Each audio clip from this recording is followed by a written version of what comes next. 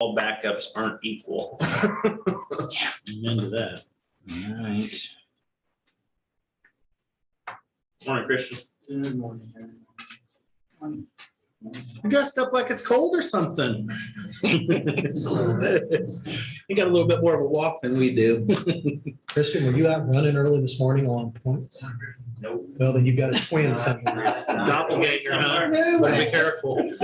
Christian looks smarter than that. He'd be out skiing, but not Remember running. than that, I run at night. Remember the night, run at night. Well, tell me you don't dress in black. No, I have reflective stuff with my running gear. So. Are we good, Corey? We are. Okay. Yes, sir. Right, it is 8:30. I call this meeting of the Riley County Commission to order. Everybody please join me in the Pledge of Allegiance. I pledge allegiance to the flag of the United States of America and to the republic for which it stands, one nation, under God, indivisible, with liberty and justice for all. All right, good Monday morning, everybody. First Monday in December. Kind of feels like the first Monday in December, right? After yesterday, my body didn't quite adjust to that cold just yet. It's going to take a couple of days. So. Did I see that chance for flurries tonight or tomorrow morning? I heard they've taken them out, but I thought there was. Well, it's coming at some point in time anyway. We're not going to be able to avoid it forever. So, okay. I'll start off with some public comments this morning. Somebody from the public. I didn't see anybody up on Zoom, so. Okay. But I gotta get my glasses. I got some new glasses, so I might be able to actually read this. Good morning, commissioners. I'd like to take a moment to talk to you a little bit about the letter I received from the Russell County about the 30/30 federal initiative program, which Biden administration is attempting to institute. And this was a letter sent to the special committee on that from the representatives, commissioners in Russell. And the federal government should not have the right to take an individual's land or property or have the right to tell them how to use the land. If the land is taken out of production, local service companies such as implement dealers, hardware, farm, ranch stores will all be affected, as well as other businesses related to farming and ranching. When you take a farm and ranch land out of production, this will lead to lost jobs, greater unemployment, which will lead to less money spent and therefore fewer tax dollars collected. This in turn leads to a greater burden on other businesses and taxpayers to make up the lost revenue. In preparation of giving the testimony on 30x30 initiative, we checked with our local natural resource conservation service and the Farm Service Agency to determine what, if any, information they may have received from the United States Department of Agriculture concerning this initiative. They stated as of October 1, 2021, the office had neither received nor been provided any information on the 30x30 initiative. We cannot and will not support any federal program without knowing the details of what is being proposed. One of our commissioners, being from a farming background, has participated in federal programs such as Conservation Reserve Program, Agricultural Risk Coverage, Price Loss Coverage, the Environmental Quality Incentives Program, and others, but we all have grave concerns that the 30x30 initiative will contain provisions that are not in the best interest of the farmers, ranchers, and the citizens of Russell County or the state of Kansas. I know there have been some other programs around. I'm not sure exactly how that 30/30 works out, but I always am leery of federal programs that want to take and look at land for scenic byways and for other things, because you end up not being able to use them in certain ways. And I think that this program may be the same. So what I'd like to do is give you the letter so that you've got it. Let's give it to everybody. What I also think that I know I've talked to Clancy and I've talked to Rich about it, that you have looked at it, but you haven't done anything at this moment. My feeling is always, if you have a bad feeling or you're waiting for it, it's easier to just say no and wait for them to bring whatever good things out of it that they can, if it's better than what we think. But if you get there and want to try to get with it, get with the program, do things with it because you feel it might be, before you get all the information, I think that's a bad thing. So it's my concern that you should, I would recommend you look at it and deny it. And if it comes out better than what I say, then it's okay. Okay. Any questions? Okay, thanks. Have a good rest of the day. You too. Thanks, Mark. That's the third time I've gotten this. Just for the record, the 30 for 30 and the heritage freedoms thing are two separate items. They're two separate things. The 30 for 30 is that it's not even an executive order. It's just a discussion. It's just an initiative. So I am in constant conversation with both Jerry Moran and Tracy, Congressman Mann's office on this particular subject. And it's a discussion at this particular point in time. There are several counties, including Lincoln County, that would actually like to use the Heritage Program, which is we use the Freedom Program to do some things locally because you do have local controls over that. And because this has been intertwined between the two, they no longer can. So they'd like to use that as means to use some historical means in each one of their counties to develop an economic strategy or something to provide some basis. So we need to clarify from an educational, informational standpoint, I think, the differences between those two. And it is of my opinion that until there is some kind of meat and bones of this, it's going to be really hard to make any kind of a decision just off a whim. So that's where I'm at with it currently. It's been going on for a year. I don't know where it's going to go, but I'm sure the legislatures, both, or probably the federal government and the state, will be involved in that if and when that does happen. So that's just my clarification. Okay. Do we have any other public comments this morning? I didn't check up on Zoom. I do see Vivian up there.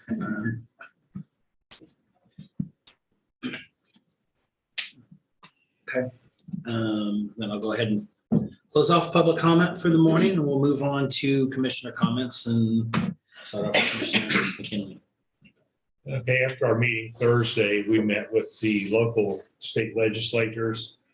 We were discussing how past legislation has taken away from county income, causing local taxes to go up. I thought it was a good meeting. I think they understand that actions taken at the state level have a negative effect on local governments. So hope they keep it in mind. And Thursday afternoon, we'd started our department head evaluations. Thursday evening, I attended the Carole King musical at McCain. It was a great show. It was good to be able to go to events, see the events that are opening at McCain again, because we always like to enjoy those. Friday, I attended the, I guess called the Kickoff announcement for K-State's plan for economic prosperity in Kansas. This is a 10-year plan to use the K-State abilities and experience to, the goal is to, pardon me, grow 3,000 jobs and $3 billion in direct investment into the Kansas economy. They didn't really present any details, but just an overview of what their intentions were. And there's some stuff online, a few more details, but it's a good announcement. I was hoping to meet the new K-State president there, but he had already left for North Carolina, and he had some comments, but they're just a taped comments that they showed there. And then Friday evening, we enjoyed the lighted Christmas parade in Manhattan. There was a lot of people down there. That was it. Okay. Yeah, I have some similar comments. Thursday after our meeting, I attended the legislative conference here in the afternoon, including Senator Hawk, Representative Ron Highland, Representative Sidney Carlin, and representatives from the KAC. It was a very informational discussion.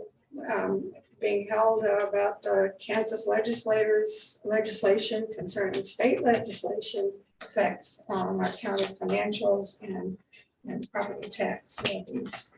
I think it was a really good discussion. I would hope that we can do this more often, like maybe every 6 months. So it was really good to hear everybody's thoughts and ideas. After the discussion, we held personnel evaluations of 3 department heads during our executive session. Friday, I went to the K-State Alumni Center to preview the Kansas plan for economic prosperity. And the plan is to support agri-related businesses in Kansas and to bring about 3,000 jobs and $3 million into the state. It was well attended. Yeah, I read there's a book that I brought. If anybody who didn't get one of these, it outlines what they're going to do. I think that what is lacking is any discussion about building leadership and arts and sciences and that leg of the university. They didn't discuss that at all, which I think is really important for the state. So anyway, I saw a lot of people there, which was really good. Good event. I don't think too many people ate anything. There was a lot of food there, but I don't think anybody ate anything. Spent time over the weekend going through a lot of emails and upcoming meetings that we're going to be going through, evaluations. I have told various people about my plans for December. I will be driving to Virginia with my daughter to help her move into her new house since her husband is still deployed until mid-January. Yeah, so I'm going to help her do that. So I will be Zooming in on the 20th, the 23rd, and the 27th. I'll be back on the 28th. So I'm working with IT to get the little mini Wi-Fi here. So for sure, be able to get some Wi-Fi. So anyway, that's all I have. Okay. Mine's going to be kind of along the same lines of that same summary there. Thursday afternoon, we did have that annual legislative conference with our state legislative delegation, and actually our contract lobbyist, they're not from KC. Just want to clarify that. To discuss a host of state-related issues and challenges we're facing here. Compared to the one that we had last year, which was kind of thrown together extremely fast and chaotic with COVID, and the one that we had in 2019, I thought it was really good. I thought the dialogue and conversation was really good. I too like the idea of coming back to that, maybe sometime mid-session or something, and discussing that again. I think once a year just doesn't cut it. As you can see, we couldn't even get everything we needed to get into 2 hours, and I knew that was probably going to happen. So I think that's a dialogue that we need to have. And I've had separate dialogue with separate members of the delegation on some of these items, and I think we need to do that more than once a year and keep it constant and consistent on that. So, but I did think it was very, very good, and I'm glad we were able to reschedule that and make that one happen.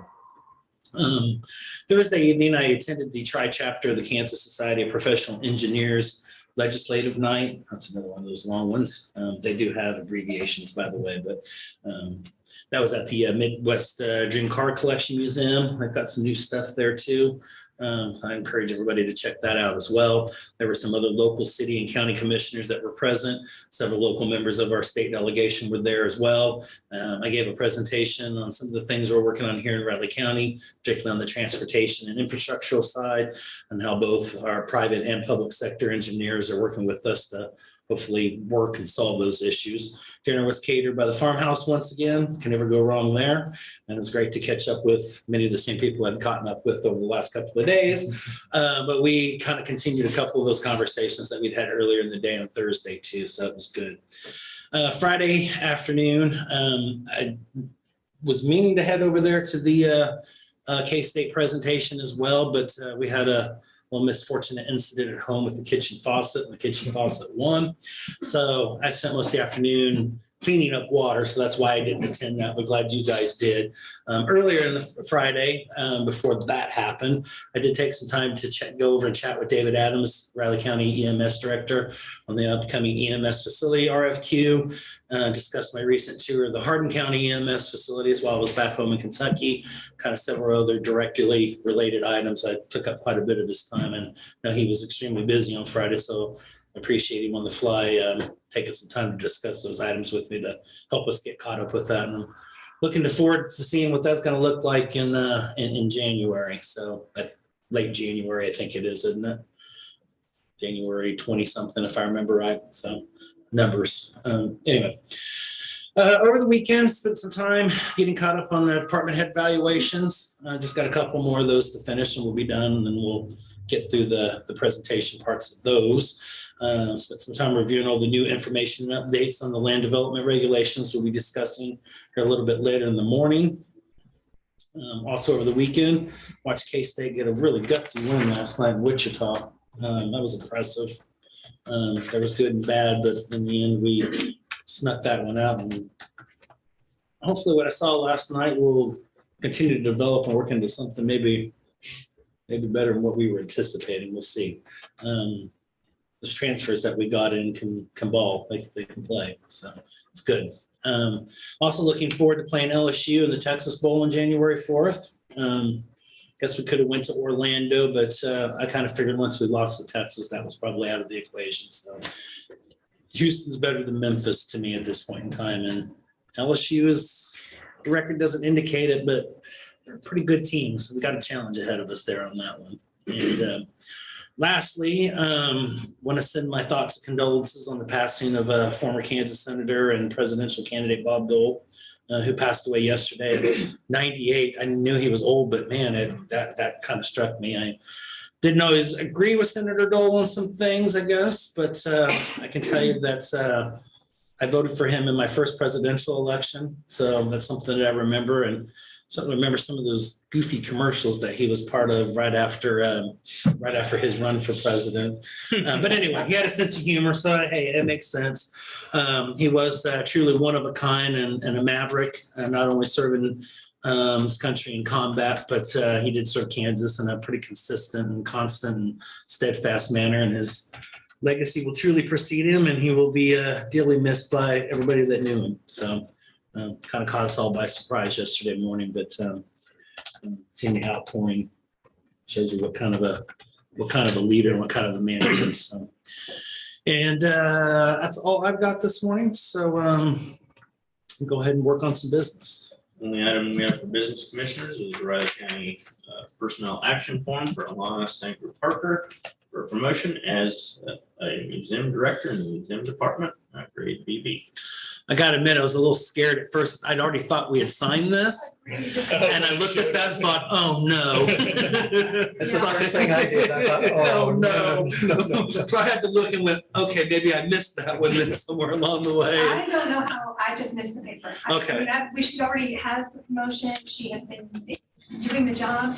I just missed it. Okay. I thought I thought that was in that stack of paperwork I signed late already. And I thought, oh, no. So. No, I'm so sorry to give everybody a hard time. Yeah. She called. She wanted to make a public announcement to the Historic Society board. And she said, I just want to make sure it's formal because I haven't seen the green sheet. And I said, no, that's all done. That's complete. And I went through everything searching.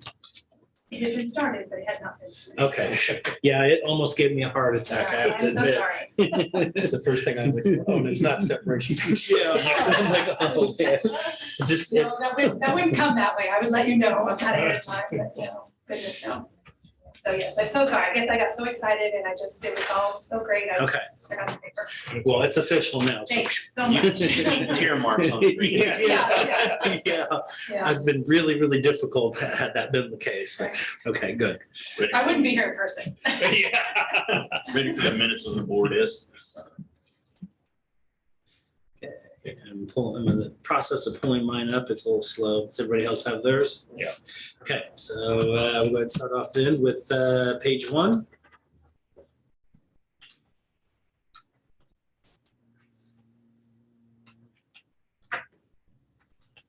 Oh, okay. Making sure we had listed all of our delegation on there. Okay. Page 2. Page 3. Page 4. Page 5. This.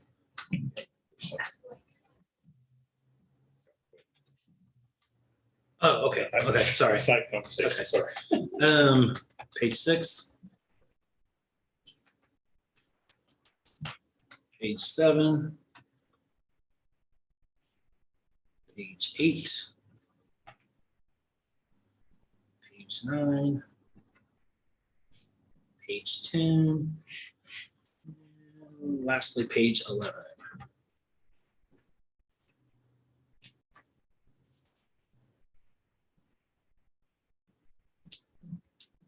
Long list for a long meeting.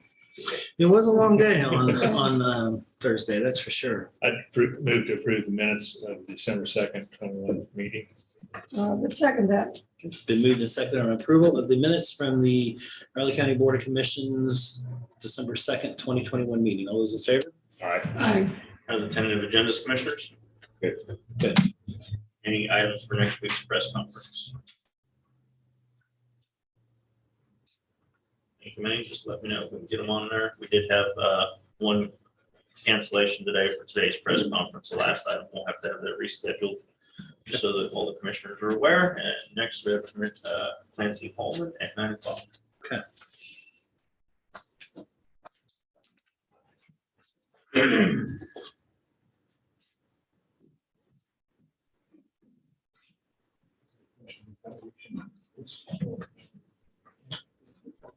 Clancy, you gonna go, how long are you gonna go on that?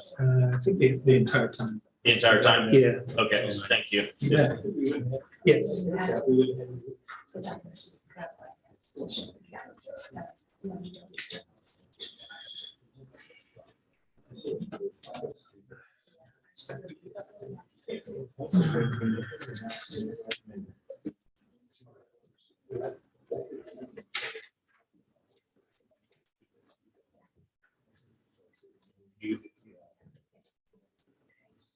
Yeah, I mean, it's just too long. I didn't know it was.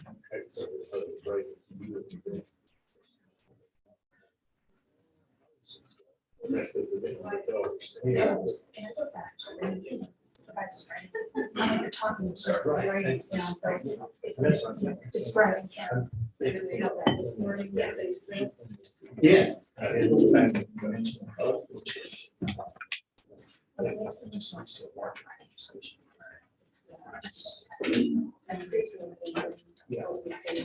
I'm glad you didn't do extra work on this because.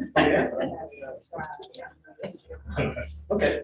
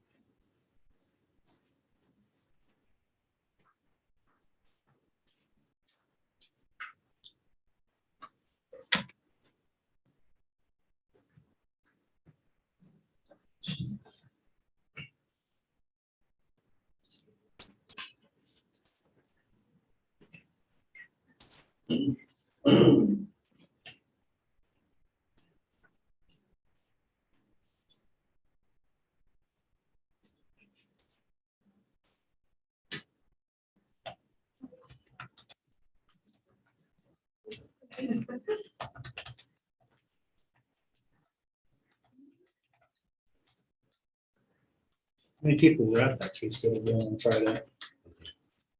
We were talking about it Thursday night, and nobody could figure out way it was listed that the reception was gonna be longer than the presentation, so nobody could figure out what it was. Yeah, I had three, 3:30, and they were already starting by the time I found a place to park. And I Yeah, guess that's they the trick. Find a place to park. And I thought about that too, that was gonna Yeah. be difficult over there in that afternoon, particularly with the construction going on across the way there at the church, which you go by that on Friday, that's It's gonna be amazing. an impressive. Yeah. Oh, that's Yeah. huge.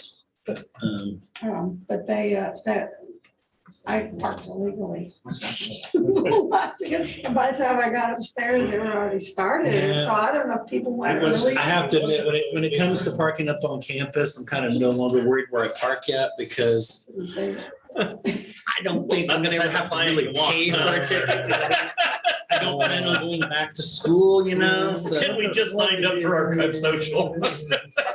One thing to admit, another thing to admit on camera. Well, I do have a parking permit for K-State, so. And now we can access it forever. What I heard. I you say don't, was but you it is thought one of the might be- reasons why during the day, during the weekdays, I usually don't try to go up on campus. How many just hit the people do parking that? garage. It's not Yeah. like an But it unusual was- thing. It wasn't a room this big, but it was clear full. It was I know where the full tad of room people. is, yeah, and like I said, Also, because everybody's having a mask, you have to yell to be heard. Can't You hear couldn't, anything. hear anything because everybody's trying to talk through the mask to be heard. So, when the conversations away from them, you couldn't hear anything. That's why. I think their initiative there is a good one. Yeah. Certainly supportive. I'm gonna be interested to see where they put some of those facilities at, but yeah, outside of that, 3,000 jobs are 3,000 jobs. So that's Yeah, fine. So well. That's We're good, an idea. yeah, we're gonna have to get used to the fact that we are gonna be a research and development Well, university moving forward. That's gonna be a large part of what we are and who we are. that's a huge part, but you can't neglect the other parts either. Well, they have Students that one part wanna that's come. called Kansas 105 to Mhm. reach out to the whole counties to try to work. Yeah, that's gonna be probably more through extension. Yeah, So that's what I thought. Which I'm fine, that's fine. Of all things K-State has done to increase enrollment, the one thing that actually proved to work, when turn around your football program. Yeah, There's never been a larger increase in students in all of the colleges. I think at this point in time, we need to be thinking about not just facilities, but investing money in coaching. Because here's the thing, let's say the next couple of years, Kleiman hits gold and we win 9, 10, 11 games. He's not gonna come in here and swipe him away. And the people, all of us that do come to K-State come for the education, but you come for the life experience too. Sure. And that's part of the life experience. It'd be nice to get back to the early 2010s where all of our athletic programs were doing pretty good. Baseball, basketball, women's basketball. And especially for us, you have to think, that other universities have an equal on par degrees as us. We're a little more remote location, so you better have something. Mhm. Well, those older numbers were inflated quite a bit too. Well, it takes into consideration undergrad, postgrad. Well, K-State it will also like that. double counted Yeah. the the remote learning, they double counted those, so that's. I think that's. Contracts as coaches or something. Oh, Yeah. Lord, Snyder talked about that degree his interview and came in last week. He said that he's really concerned about the large amounts of money coaches are getting paid. Because there's only a handful of universities that can actually afford to pay that. Particularly when they end up paying people they've gotten rid of. They're paying And they the other drag guys. that behind. Where the university's Almost paying like the there's some money buyouts out and there. in the case of Lincoln Riley, the house that he's got here and the house that he's gonna have there and. Yes, they're buying, he has two houses Yeah. in Oklahoma to buy, Right. and then they're buying the new Right. house. And A university like K-State and isn't gonna be able to compete with that, just. well, TV thing, TV money's gonna start. ESPN isn't getting the money they used to. The problem with that is your standardized cable TV isn't cable TV anymore. Yeah. People stream, people use other means, changes the dynamics of that. I'm also very concerned outside of that with the transfer portal and what that's going to do to college athletics in general. It's a big one too. They interviewed Urban Meyer and asked him if he'd consider going back to one of the coaching positions, though, and he said not for what college football's turned into. Yeah. No. Okay, well, it is 9 o'clock, so I'll go ahead and move that the county commission, including Chairman Ford, Commissioner McKinley, and Commissioner Foki recess into executive session on the purpose of consultation with Clancy Holman, attorney for the commission on a matter which is deemed privileged in the attorney-client relationship, an exception to the Kansas Open Meetings Act, and the open meeting to resume in the county commission chamber at 9:30. Okay. AM, not PM. That'd be a long executive session. Tammy Robinson, Budget and Finance Officer, and Rich Fargo County Clerk will attend a portion of the session to provide factual information. Second. It's been moved and seconded. All those in favor? Aye.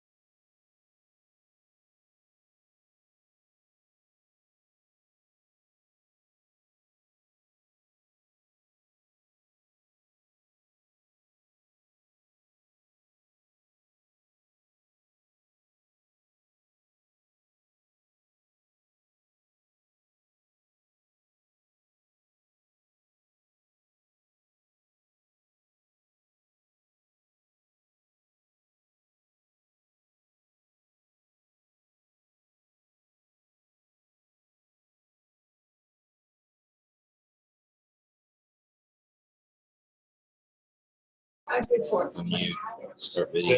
This, he just forwarded it to us. ROI. Just deal with it. Yeah. I don't know. Is there a calculator? Okay, it is 9:30 then, so I will go ahead and move the Board of County Commissioners come out of executive session. I'll second. Okay, it's been moved and seconded. All those in favor? Aye. Aye. I guess I'll move that the record reflect actions have been taken consistent with consensus reached in executive session. I'll second. All right, so moved and seconded. All those in favor? Aye. Morning, Sam. Sam? Okay, so moving on the agenda, we have press conference this morning, minus one item. Yeah. Maybe? Ready, Greg? Sure. Sorry. Morning. Morning. Morning. So I've been out for a little bit. I'm just getting back to recovering from an illness and stuff this week. So I apologize for missing last month and such, and happy to be getting back to work. I want to talk about, we are going through a large promotional process right now. It's a big thing going on at our CPD. Not just referring to the chief, but we have several positions that we're working to fill inside the department and in the jail and in patrol especially. So that is culminating here in the next few weeks. It's been a couple months process, so we're excited about that. Hopefully have some announcements. The one that is related to, wanted to present to the board, some folks might know this and some may not, but Sergeant Wood recently submitted that he is going to be retiring here in a couple of weeks. So we're very excited for him and his family. He's got an exciting opportunity. Yep, that he's going to have in Oklahoma and stuff. They're going to be moving in the spring. So Sergeant Wood's had a long career at RCPD. He's certainly going to be missed, but we're very excited for his opportunity to retire and move on to a new job. So that means that we'll be in the next few weeks, and by first part of next year, we'll be naming a new sergeant in the county and stuff. So we have several people that would be good, strong candidates. Don't have a person identified as of yet, but we'll be working to do that shortly, and it'll coincide with the promotional processes that we're doing. So that's pretty much, that was the big announcement. No other personnel changes are anticipated. I know Sergeant Wood had been working on the burn resolution and such for the spring and such. I'm not sure where he's at with that, or we'll pass that on. He is Tomorrow, yeah. He was On Wednesday or Yeah, on Tuesday. Okay. I don't know if there's any questions. Any updates on any Christmas-related activities? Do you have a drop-off for Toys for Manhattan? Yep, we're accepting them. Yep, in the front lobby. And last time I went there, we're getting quite a few folks bringing stuff in, so we're encourage that. Gina and I Have a, what is it? It's probably called differently, a shop with a cop for Christmas. Yep, that's coming up in a couple of weeks. Officer Pate's been coordinating that, and we're still identifying folks in the community to work with for that program. But we've had a lot of officers that are interested and volunteered and doing it. So that's had a good response, and that'll be happening here in a few weeks. Okay. Yeah. Glad you're back. All right. Yeah. Glad to be back. Thank you. Take care. Be safe out there. Okay, it's your turn, Gina. Tomorrow, Tuesday. Good morning. Morning. Thank you for having me. My apologies for missing last month. My brain is spaghetti. It's official. We've been busier than I've ever been in 14 years downtown. The demand for events and services has just been unprecedented downtown. So it's my apologies for missing. We have had several very successful holiday events this season that have really contributed to our sales tax base. We've had some events that were geared.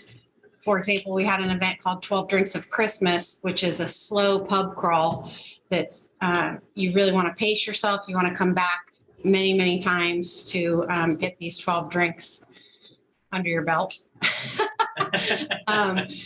But what really was surprising is we sold many more tickets than we had anticipated.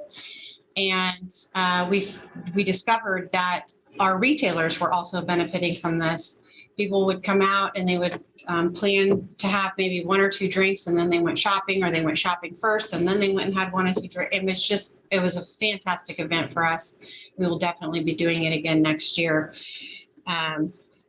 We are wrapped up with most of our holiday events now. We do have our carriage rides that started this weekend. The carriage rides benefit, we always select a nonprofit organization to receive the tips that people give while they're standing in line. That's just something that's always been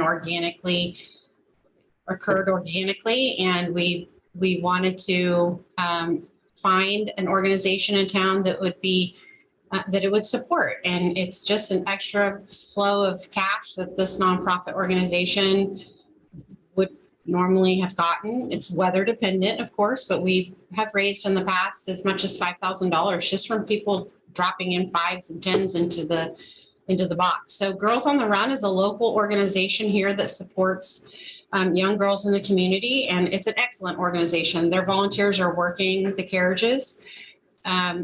And the carriages run every Friday, Saturday, and Sunday until Christmas. And they're out there at Blue Earth Plaza on the south end from 5 p.m. to 8 p.m. I recommend that you get there early because the lines can be very, very long. And we have to be done by 8. So if you get there late, it's a good chance that you might not make it where we have to cut the line off. So happy to be doing that. Love that event. We had a very successful parade this last Friday night. And while we didn't break the record that I wanted to break, I'm shooting for being the largest lighted parade in Kansas. So I've sort of set just a personal internal goal of getting that done within the next 2 years. And that leads me to my next thing. I really think that the county commissioner should have an entry in the parade. You know, get maybe like a dump truck or something and decorate it up, or a fire truck. We need to be in a dump truck. Is that what you're saying? I don't know, something that the kids would love to see, you know. Seeing as I'm gonna probably show up as the Grinch, that would probably work. Okay. I just really, I mean, I've Probably. mentioned this before in the past, She has. but I really would love to see you guys get out there in your Grinch outfit, your Santa outfit, your elf hat, whatever, and get in a lighted, vehicle. So I'll continue to bother you about that over the next year. Don't remind us early about that. I will. Okay. I will. I'm sure we can figure out something. Great. That would make me very happy. So this sort of segues into really my final comment right now, and that is that most communities across the country think about the holiday season and shopping local. And of course, that is exactly what we want you to do, is to think about making that concerted effort and those intentional purposes in our local businesses. But also just a reminder too, the power of the local dollar and how important it is to shop, not just for the holidays, but all days.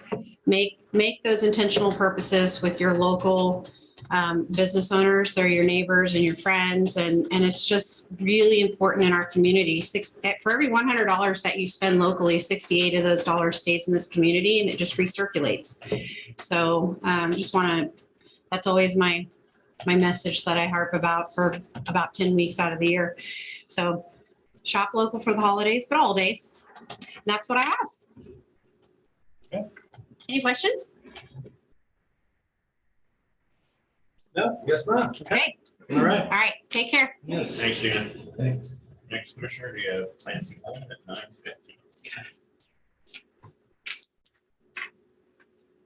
We don't have a plaque.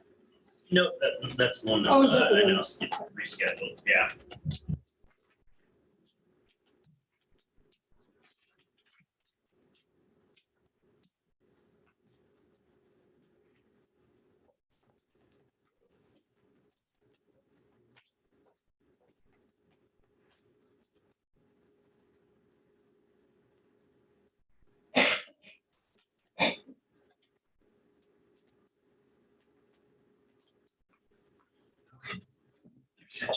Clancy. Thank you.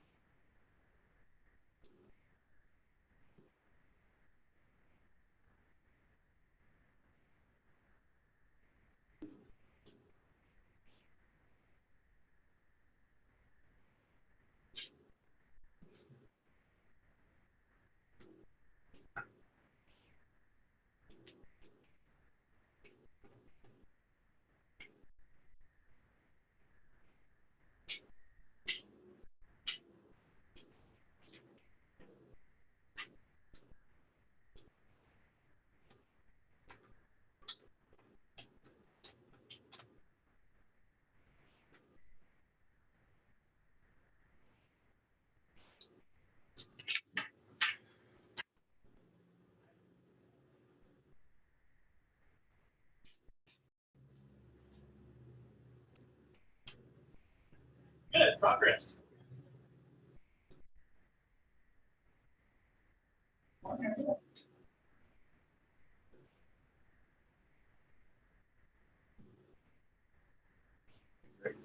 Use your microwave. Oh, sure. For coffee. If he's fixing a snack for all of us, it's fine. Yeah, good thought.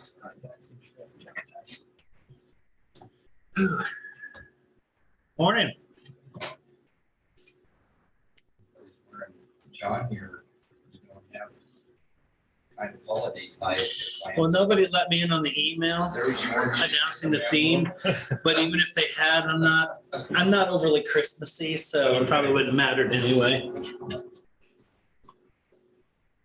I don't have that many, so mine repeats several times this month. I can't ever find mine.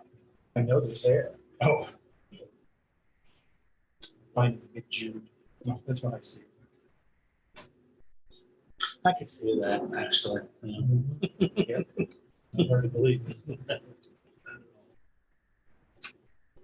I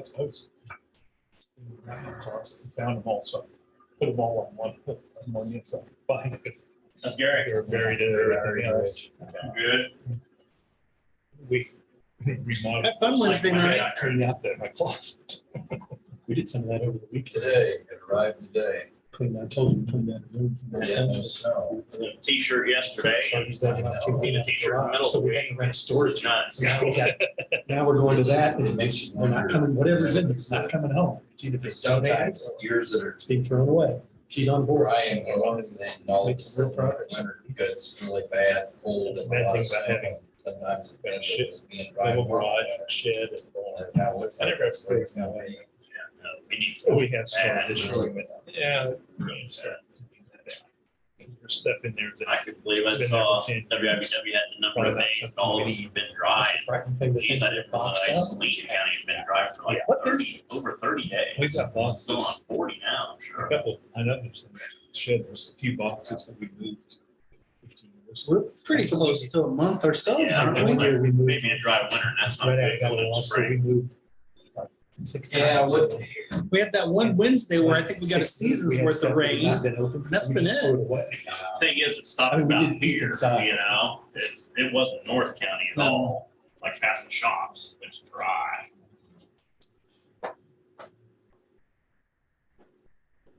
You have to get like, a foot and a half, 2 feet of snow to really get any measurable moisture from that, so. Yeah. Enjoyed the program Wednesday night. thanks for you guys. Really enjoyed Chuck's presentation, that was very interesting. He had a lot more to go, but I think he cut it off at the right time. Okay. Started in 1862 and the rate we were going, we might still be there. Yeah, no, I was afraid we might, but it is very interesting and he does a good job of it. Oh, yeah. It's very educational. Yeah.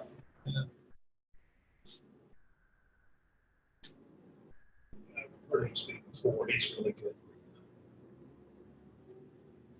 He was an outstanding horticulture specialist for K-State for extension. He was a vegetable crop person, that was our resource person. You don't have very many of those left on campus anymore, extension. So what are your Budget cuts. thoughts on the new president? I think it's great. I mean, I'm glad he's got the land grant background, the agriculture, I think that'll serve K-State very, very well. I don't come from a research trial. It's gotta be. It's like he's got somewhat of a focus on extension too, so that's good for you guys. Chuck's a great forwarder as well. Yes, he is. He's very, the Lions Club member too.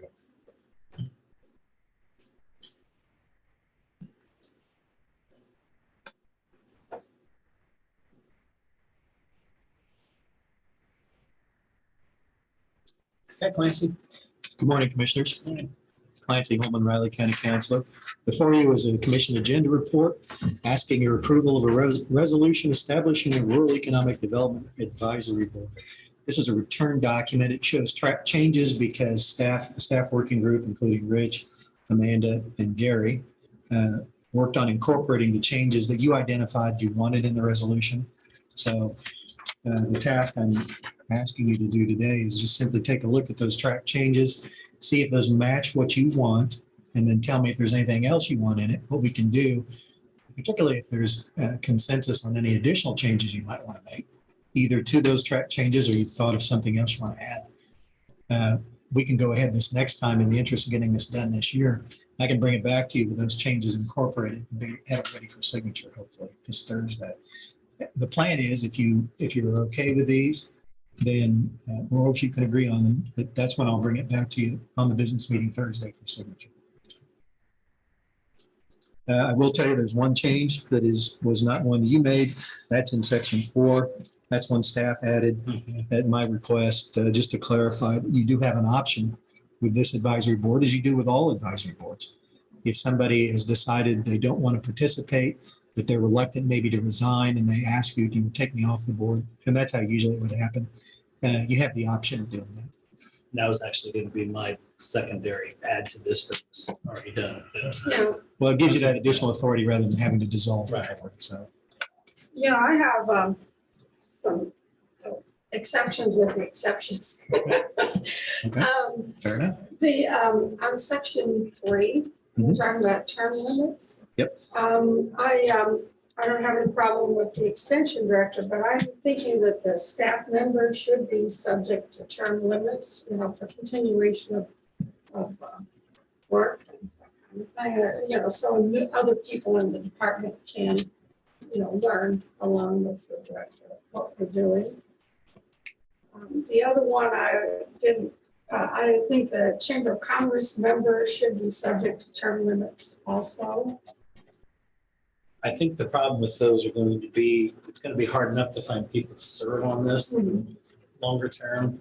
So when you start implementing term limits, probably not the first go around over 3 to 5 years, but you're going to find it harder and harder to find people to be able to serve. Yeah, And if we've term got, limits are, they'd be 3 years, 4, whatever position is. And I prefer not to have term limits myself. And the only reason why I say that is if we're working on some things long-term or something comprehensively or something, then you kind of end that and you have to start completely over again. And with all of our boards, because we do this a lot, particularly when the districted type positions, they're very, very difficult to find people to serve. So if you got somebody that really is in tune with that, really wants to be there and well, I guess it's just that we accept, we accept those positions, make an exception where if we just say, for so many years and we can apply. It doesn't. well, and keep in mind, Even saying Yeah. term limits. and with section 4, with the addition to section 4, if we find that somebody in there isn't living up to those expectations, then basically we can term them out at any given time that we want to too. So there's a secondary option within that. Okay. Refers to term limits, but is there a limit? How many terms? That would be up to the board. I mean, you would have, Because you're saying subject to term limitations, but there aren't. It just says 3-year terms, but it doesn't say you can't be right, reappointed, right? Is that, well, unless I just missed something? but that would be, to me, I would think you would, it does say that there isn't any term limits other than as in section 4. So you would still have that fallback position. You would determine how long the terms are. But again, we can do that if you want. There's no tweak to this that you cannot make. So I say, I guess the only term limit is saying they have a 3-year term, but then they can be reappointed, right? Whereas Yes. this thing says you can't be appointed. Exactly. Exactly. And it doesn't require that you would go in and formally reappoint them either. If you don't take them off, they're on, basically. And that's the same function with all of them. It's so stated. Yeah, it's just that I like to see new people come in, new blood, but into the organization, and I not would have too, someone But I'm after going to 6 be honest with years you, or for 3 years, I've still got positions I can't find people to serve. So sometimes new blood doesn't always exist. And But this one, I think a lot of people are really interested in it. And if no one else is interested, we appoint the second person. Yes. unless we had term limits and they were termed out. Unless they're There's no term. term limits. That's because we're talking about either adding them or not adding them. Right. And right now we haven't. That's the reason why I kind of don't want to do that at this point in time. It just depends on how much you want to structure it. I mean, that's totally up to you. I mean, if you wanted to come back and say, split them up and come back every 3 years or so and reappoint, I guess that would be fine, but And then what's going to I'm happen hesitant there? on putting actual term limits on this because I think they're going to find over the course of time, it's still going to be probably the same people that have the same interests that are going to serve on it, as in the case with all of our very specific boards. What'll happen, I would anticipate what would happen is, as you do in all boards, the clerk's office does a great job of tracking the end of terms, and then they come back with those lists, you get notified as part of the culture of this organization, part of structure of the clerk's office. You get told there's an opening coming up. So it won't get past you. But if you have term limits on there, that position opens up and that person turns out, it's not a guarantee that somebody's going to apply for that. Right. Exactly. So you may still leave it open, and that's kind of typical with our boards, city, county, just in general. It's just, I would just point out, it has worked. The system that's Yeah. currently in place. And so I'm a little reluctant to tamper with that too much unless there's reason to, and you do have the inherent authority, as it says, And that, put on there whoever you want removed from it. and I do like having that part in section 4 because in terms of term limits, that will give us an opportunity to. And it's gonna be easier to get people on the board if they know there's an actual term limit, if they know it's not a lifetime appointment. So, It's been 20 years. I think that's implied. Yeah. Almost 30, 20 years, 20 years. It can happen. That's a problem of doing a good job. But in this particular case, he's an individual that has plenty.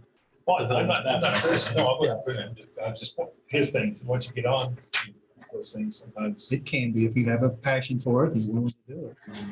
In this case, there's That's people fine. that do. Yeah. So I know, he did. I've had to contact with some people. Yeah, So, I do too. And doesn't necessarily mean that somewhere down the road, we can't revisit that and You can change make this some at change. any time. Right. So, You wouldn't have to wait until the end of a 3-year period. You could decide we want to amend this resolution. Something's not working. We need to tighten this up, or we need to, I think in this particular case, starting out, maybe longevity would be better in that case. Better, yeah. Maybe come back. Yeah. Yeah. Brand new, it's better to keep them, even going, Keep you them know, going. yeah, going. Yeah. I guess if we could revisit it, I'm comfortable with that. So, at any time. Yeah, anytime the board wants to. And I certainly like the addition there in section 4. That was going to be something I wanted to add. Apparently everybody was thinking along the same lines there, so. Okay. I don't know in terms of, it's basically the motion just in there because we don't technically have the resolution number at this Right. point in time. You won't, what you could do is what I've got structured is you move to approve the resolution subject to those, and then you would sign it at the next business Oh, week okay. with track changes accepted. You can do that. I mean, the traditional method of having something on the business meeting normally is that it's either something that's routine for the organization, or it's something you previously discussed and already you've decided that there's no more need for discussion. It doesn't mean you couldn't decide to talk about it. Something occurs to you, but it's really designed for speed. You've already had this conversation. So if you're okay with this, the next time you'll see it will be when you will actually formally sign what you're making a motion to do today. So just get the business. Yeah, it'll just show up on Thursday's business meeting. And then moving forward from there, because I think we all got people that are interested. They just, we probably don't have it set up for this specific one yet on the No, website. not yet. 'cause it's So, not approved. so when they come in to fill out an application for boards, how do we do that in the short term to get moved? Cindy keeps a list of all boards that are open for people that apply, and they need to mark which board they're interested in. But is this one on that will be? No, on? it's not approved. Yeah, because you could have decided you didn't want to do that. After what's- after it gets okay, approved, so- then we'll add it. Okay, what's the time frame on that so people know? As soon as Clancy gets it to her. Okay. Oh, sure. I don't want to be the one that tells I you was she's just got saying, another way if to they track. start, if we get people and they start applying like on Thursday, Sure. is that, I mean, or do you need a week? Do you need 10 days? What's the process so we can let people? No, it'll be, as soon as you sign it on, Cindy will sign a number to it on Thursday and it'll be official. yeah. Okay. So if That's what I applications, needed. if applications came in now, they wouldn't be void. Sure, I understand. Right. There's already one application in. Is there? Someone has expressed an interest. As a general, be appointed to this board, so. Now, do we have any time limit on when we're gonna get started with the monthly meetings or anything? Yeah, I've got one person in mind I think would be good to kind of oversee this and start that process. And I'll have to reach out to them probably today and get my heads up if we go through with the motion. And although it's not specific in here, When does it start? Yeah, when does it start? As soon as we It starts the moment you sign the resolution, it Once you exists. sign the resolution, I'm sure Gary and everyone will start working on that. But we gotta, You have enough. we got to step one first, we need the resolution passed. Right. Put that together. Are we gonna say, well, we've got 5 applications and we can get started, or we've got 3 and we can get started? Is there? any Well, way- technically, I think you can already get started because by terms of the resolution, you have somebody from extension already on there. And I'm sure Gary will be pointing the second position on The there. second person will be John Joe. Okay. Because he's very involved with community development and stuff, Okay. million cups and things, so he's agreed to be the other person that I asked. So we have 2 automatically and then, We have 9, so we can. so then you just need at least 2 more to have an actual working quorum at that point in time. And we can discuss how to set up meetings and go from there, correct? Just like with all Okay. advisory board positions, Cindy contacts the department in charge and says, do you recommend anyone, we don't have applications, we have applications. And then those people that run that board go out and start trying to recruit people to apply for them. So who would be recruiting? Just the board members? Yeah, and I've been recruiting. Yeah. I have 2. I've got 3 at least, and we'll see how that goes, but I'll reach out to one probably won't at this point in time, do some things that come up, and I know I have a solid 2. I think one that could maybe work into that kind of leadership role of the board.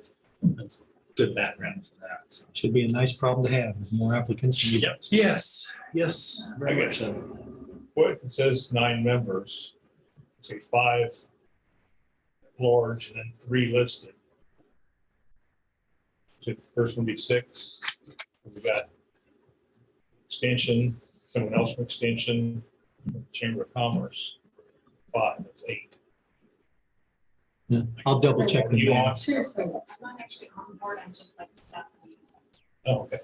She understands from a planning perspective how to develop the resolution, Right. so that's why she's been a part of this. So should the first number should be 6 members from the county, isn't that right? I'll The double county check. will. I'll double check and make sure the math actually works. I'll bring someone in to help. I'll talk I to had Tammy. Mandy counted in there.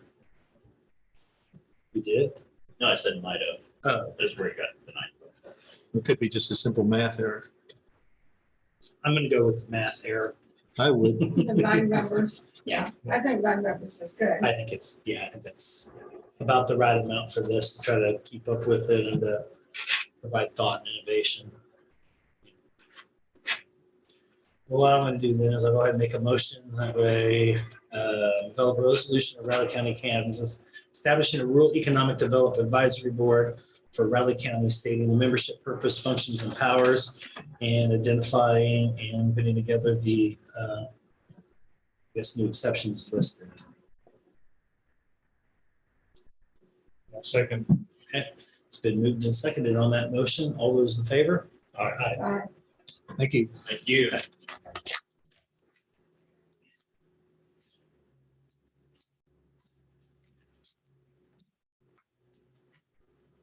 Yeah, track what you're saying, but we got, Thank you. Thanks. for- Thank you. Appreciate it. minutes of the elected officials, you don't really serve any purpose. Oh, as And there's another guy. oh, so Oh, he may. But Going right now. Right after the first announcement came up. An application sent a copy. I said, well, I'll keep you in mind. Two people that agreed on mine and it came last time. Yes, okay. That long was, Oh, sure, absolutely. Makes sense.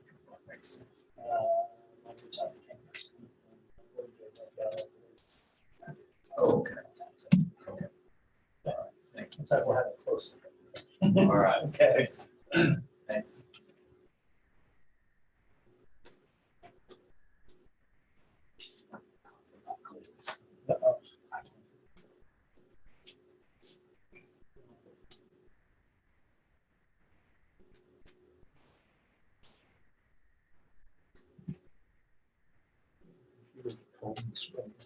Yeah. I guess go to a new page and I get this. Oh. I'm supposed to give over 36 degrees. Yeah. Have you heard any more about that accident? I'm not. Sounded terrible. It did. Somebody, pictures. I guess the driver lost control. And I heard there was did you see the one? Did you see? I was past it. No, I was past it. No, Lauren I Muir saw- told me about it. Just the other side of the shooting range, there's a car upside down in the ditch. That's a Ambulance, horrible 3 intersection. cars. There are more accidents there. Well, one's all high school kids. Well, we got one Early morning, like 1 a.m. or something. Every 17-year-old and a bunch of statements. Sibling and friends separated from them. some school, some high school kids. Yeah.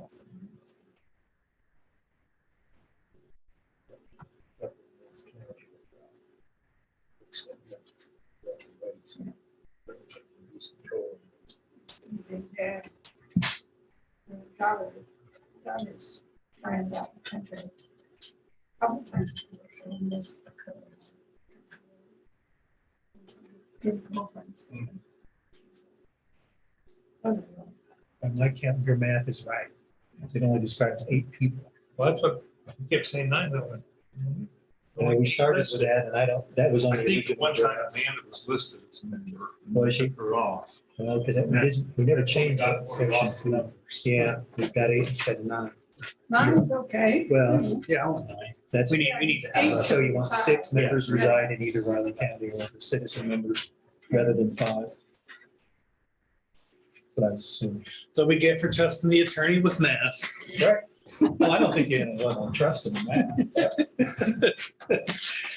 Just assume there's mistrust of that. So I need to get in touch with Christie and say we don't need her to Zoom in. Exactly. I'm gonna touch base with you. Thank you. Do you have a full digital copy of that once it's done with the number and everything on it? Oh, yeah. I'll send it out to you. You'll see that like in a mini packet before. Read the packets. At least it won't be 80 pages like the last one. Yeah. I don't know. Better not be. The mini packet we got regarding the place on Deer Run. More like deer ran. That's quite a foot. Yeah, it was a book. I made the mistake of starting printing that and then I saw how many pages it was. I was like, cancel. Where do you find the privilege? Yeah. Stop. That's probably what caused the printer to go haywire.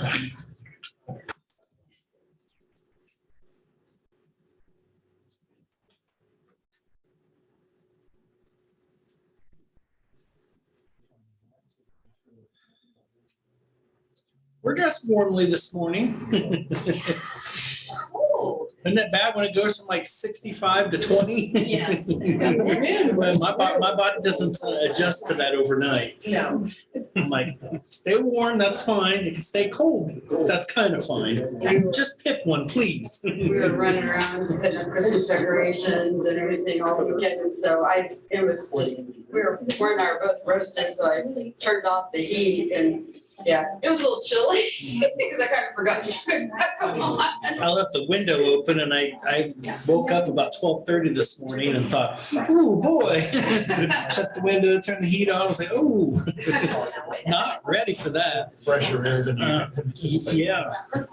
And it's been nice to, be able to open the window up in the mid-afternoon and get a little air this time of the year. And I guess I know that won't be happening. Yeah, I'll shortly. look, I'll just double check and see if there's any missing steps in there. There is, because Michelle. Because Michelle We did. made her life miserable. Yeah, no, she didn't complain at all. She said she was keeping score. Like all of us. Yeah, well, yeah, there's another office that's.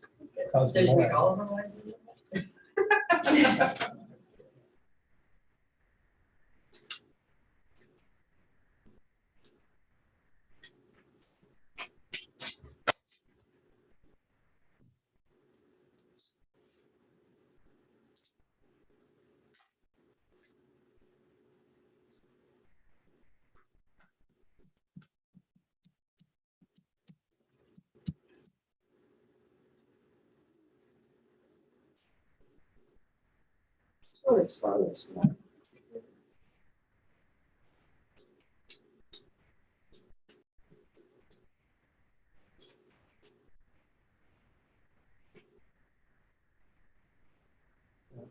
That seems cold this morning. Really dig on. I know we warm it up now, so it's high. This is still jacket. I better go. This, I think like by Wednesday. She's like, I don't know. Yeah. this is still jacket weather for me. Back down to 44 on Saturday. For a high. It was cold last night. Yeah, so There. my rain's about 25, 30 for high. That's still jacket weather for me. And when it gets negative 30 like it did in February, that's different. I almost had to buy a coat. It's really getting quite good storms up in the northeast. I'm ready to just make it happen. Here went to law school in Houston. He said he didn't take the coats down there. It'd get down to 60 degrees and he said everybody was grabbing coats and he still had short sleeves on. I go, what's this isn't cold. Oh, we're freezing. I'll still go to the gym in t-shirt, shorts in this week. But I'm not outside for hours at a time. Just a short walk. I walk out in the morning, no matter what the weather, in my shorts to do chores after working out, so. Except in that 2 week period, I do have a very She's like, couple of backs. That when it was that I covered my legs. I had a pair of coveralls, but when I lost 90 pounds, they no longer fit, so I got rid of them. I've never replaced those, but I still have the overcoat for emergency purposes.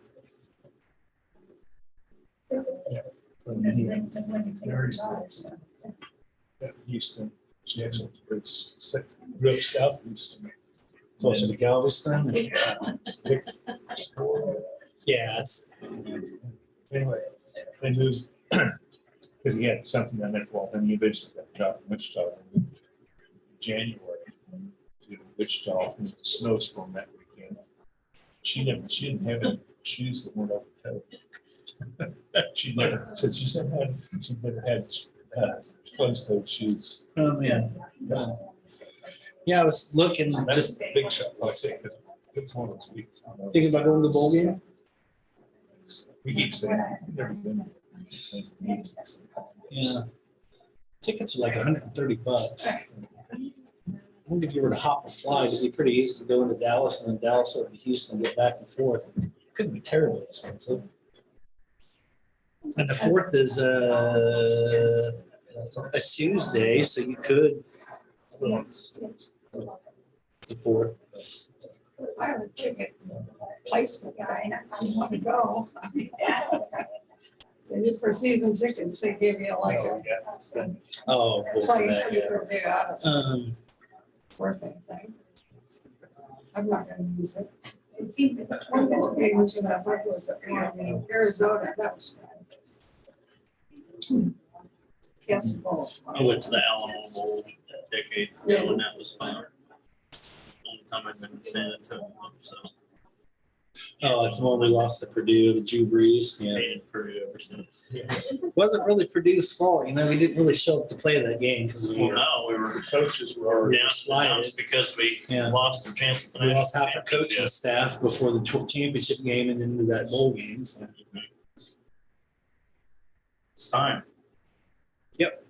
Go ahead, Shiloh. Good morning, commissioners. Morning.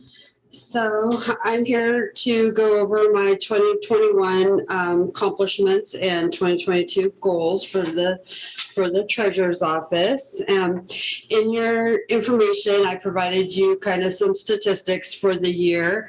We collected and distributed just over $107 million worth of ad valorem taxes. And I feel like my staff does a really good job of getting those tax dollars collected on a timely basis. We rarely have any days where we're carrying over tax payments that we still need to get entered into the system.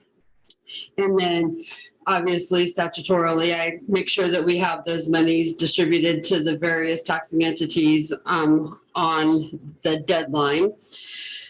We have streamlined that process to where all of those taxing entities do receive their payments electronically. So they've all signed up for ACH payments as opposed to getting a paper check in the mail. So that's sped up the process. We distributed $7.3 million in motor vehicle taxes, property taxes, $67,000 of RV taxes, and $264,540 of commercial fees. Some other numbers for the motor vehicle department. We had a total of 68,814 motor vehicle transactions in 2021. This is an increase of 1,278 transactions compared to the same period last year. That makes up 35,616 renewals and 14,441 new titles. On an average, we have about 8 people working at the counter every day. They average 400 renewals and 263 new registrations per month per motor vehicle employee that works at the front counter. For commercial transactions, we actually remained relatively flat. We didn't see a huge increase. And something you need to remember on commercial transactions is that commercial customer can pretty much do their work anywhere in the state. They don't have to come here. So it's really hard to know. I feel like we have a very, very strong commercial staff compared to other counties in the state. So we do get a lot of customers that are outside of Riley County. However, they don't have to come here. They can go anywhere. So if they have fleets in multiple counties, they could go to they could pick whichever county they want to go. Now, we are one of 9 counties that do IRP, so we do see quite a few IRP transactions because there's, other than Topeka, the next closest would be Marysville, and then the next would be Smith Center. So we do have a lot of IRP customers that come in. Our office served 3,516 driver's license customers through the month of November. That once again also remains to be very, very steady. Since we've introduced the appointment system, where our appointments are pretty much booked solid about 2 weeks in advance. That's as far as we let it go. Unfortunately, not all of those customers are showing up for those appointments, but at least they have the opportunity. I do see once that Real ID finally finalizes, which is in October of 23, that we'll see, those driver's license numbers will just they'll probably go down or be even more steady, just because they'll just be removing instead of coming in to get that Real ID. Some of the other things that we've done this year, I just mentioned, we did switch to the no wait inside appointment system. That seems to be going very well as far as we're getting a little more adoption. One of my goals in the upcoming year is to work with the new public information officer and see about getting some of that messaging out to try to really encourage people to make those appointments. It not only helps the customers in managing their time, but it also helps us to allocate our resources as to, okay, we have this many renewals, this many titles, this many commercial coming in, and we can make sure we have the right people in the right places. And it also will help the public from waiting in the office to get served. So right now we still have quite a few walk-ins, and so it's a matter of making sure that we're handling those people that made those appointments, and then also handling the ones who chose to use the walk-in and still get them served in a timely manner. Just to also refresh your memory, I was elected this year as the treasurer for the National Association of County Collectors, Treasurers, and Finance Officers. So I'm really looking forward to working with leadership on that organization, learning some, other things, how other things are done in other counties by other treasurers, any new type of innovations that are coming through that might be able to be used here in Riley County. My goals for next year are pretty straightforward. Continue to provide our motor vehicle transactions to the public accurately and efficiently. Continue to look for ways to promote online mail and drop box options to the public, things that can be done without having to sit in front of a clerk. That'll allow our staff to have more time to assist those customers who actually have to come in for work that cannot be done remotely. As we learned during COVID, it's very hard to do title work without the customer sitting right there in front of you and having all of their paperwork right there. Obviously, continue to collect and distribute taxes in a timely manner. I have visited with Kansas State Bank regarding some new software that they might have that may help make that even more efficient to our processes. Something that I'll be looking at 2022 or 2023 even, to see how I can fit that into the budget and kind of look at staffing and how we can do that. But basically it would be a way for us to scan in the stubs and the checks. It'll upload into the tax software, create the deposit all in one fall swoop, as opposed to touching everything twice. So something, just efficiencies that I would like to see if I can promote in the office. Another big goal for next year is working with the budget and finance officer and the public information officer on the implementation of OpenGov, the OpenGov platform.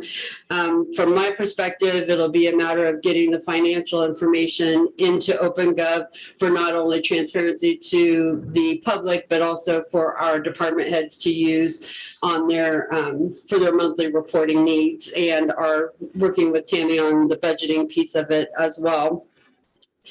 And then finally, to continue to work with the Kansas County Treasurers Association on legislation to rework our motor vehicle fees that are retained by the county. And just to bring you up to speed on that, we actually we had a meeting this week, and we're hoping to get that bill pre-filed for the next session.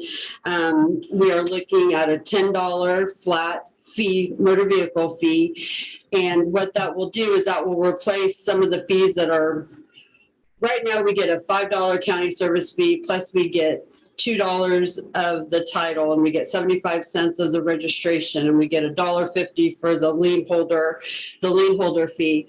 What this bill does is it eliminates all of those individual fees and makes a $10 flat fee. And just to give you an idea of what that would look like, I ran, since 2021's not done yet, I went ahead and used my 2020 numbers. But had we had the $10 flat fee in 2020, that would have increased the revenues to the motor vehicle department by $269,000, which right now, those are dollars that are being supplemented by the county general fund to help pay for staffing that I can't afford to pay for out of the motor vehicle fund by itself. So as we progress with that, I will keep you apprised because we probably would like some county commission support to plead our case a little bit as well. This really isn't just a treasurer's issue. It really is a county issue that, to make that function, which is a state function, sustainable and let it cover the fees itself. Forget that's, we may have a second meeting with our elected delegation during the session, so that'll probably be an item. And I did speak with Senator Hawk after the meeting, and he is aware that, because this would come through his Senate, the Senate Transportation. So yeah, that's what I'm looking forward to for the next year. So thank you always for all of your support for my office and my staff. And I really do, I attribute my success to them. They are the front line. They do the I consider it the hard work every single day.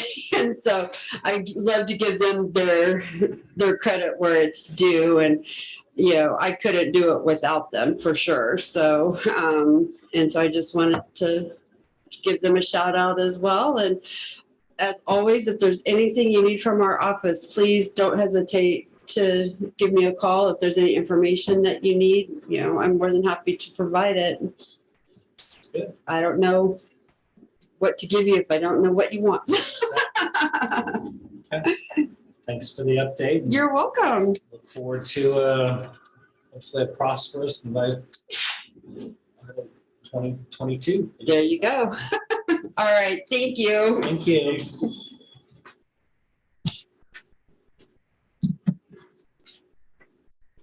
Thanks, Commissioner.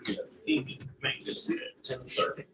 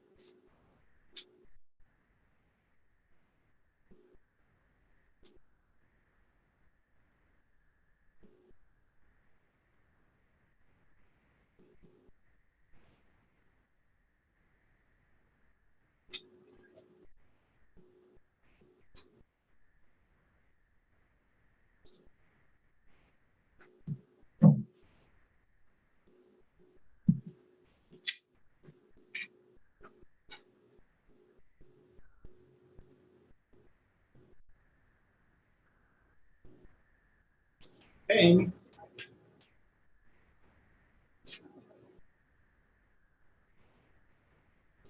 Good morning. I'm here to present my accomplishments and goals for next year. This year, I transitioned successfully into the Register of Deeds spot, thanks to the great training I had from my predecessor.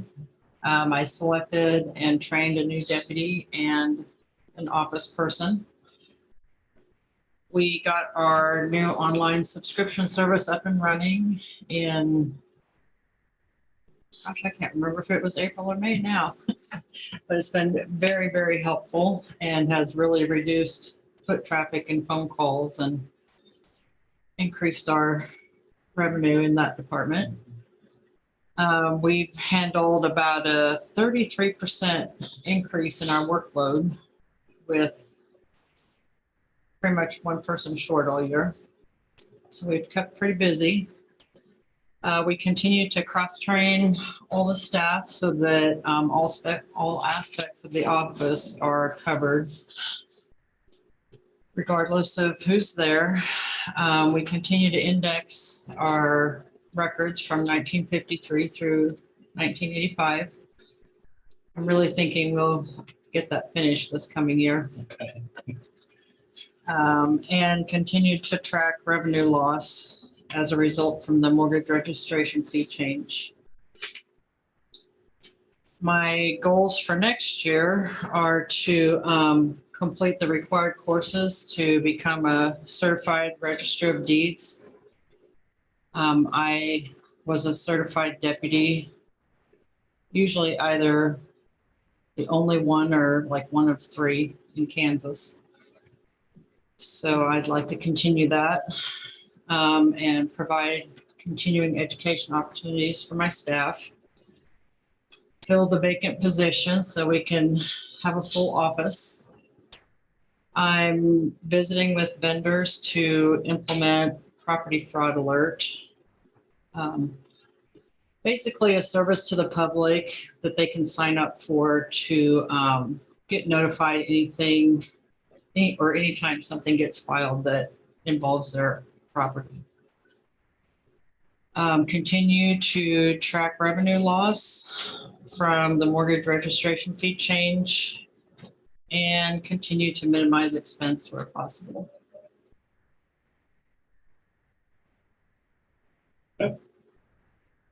Any questions? Yeah, the property fraud alert sounds like a really interesting program to get involved with. Does that involve any liens, federal, state, local liens, or? It would just be specific to our office. So it would be anytime something is filed with that person's name. So it could be a deed, a mortgage, which if they, just purchased or refinanced, they would expect. It could be a tax lien, federal or state, easements, just. So what I would do with the homeowner or the property owner have to pay a fee to get into this, or is it going to be something that would be included? I decided it would be something that our office would absorb. Okay. And make it a free service to the public. I think that sounds really good. So. Yeah, we've been kind of looking at it for about, I'm going to say about 2 years. It was supposed to be here already. It's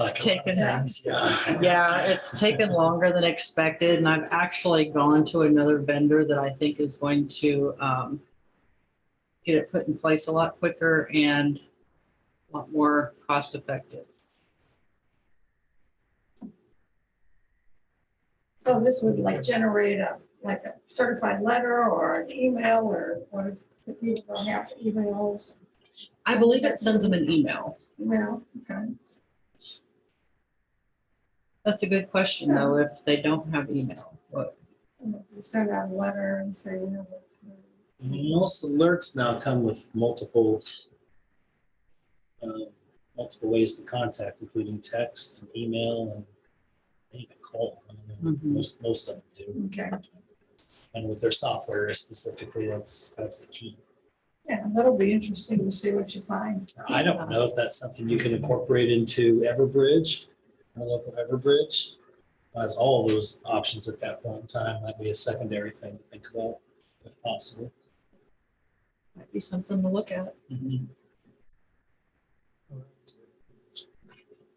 People find new ways to make things all the time, it seems.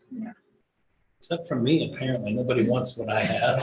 Don't jinx yourself like that. I know, right? No, we've been real fortunate in Riley County. We've only had one time that I'm aware of since I've worked here. And that's been since 2001. I think that people are moving towards more of the trying to scam people out of things more so than this. Doesn't mean it can't happen still. And there's advertisements I hear all the time on, your title could be, something could happen to your title, have a lien, and you wouldn't know anything about it. So that's. Or my car's extended warranty that I don't actually have. Always get that call about mid-afternoon on my phone, my phone number I don't recognize. Now they actually want to leave you messages about it. I'm like, I'll start telling them I don't have a car, leave me alone. I asked what charges are on my pickup. It's 26 years old. Never noticed. No. Huh. Go figure. Anything else? Thank you, Amy. All right, thank you. Thanks. Keep up the good work in 2022. Will do. Thank you. Thanks, Commissioner. I'm up at 10:45.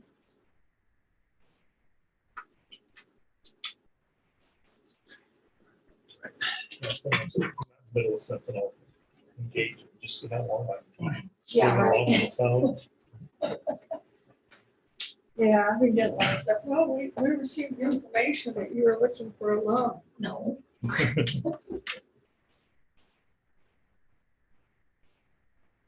seem to get, one day, week before last, one day I had 12, my phone pops up, it says, spam. I had 12. Oh my. I don't know. Knock on wood. I don't get that many. How many? I don't know where it got. I don't know, but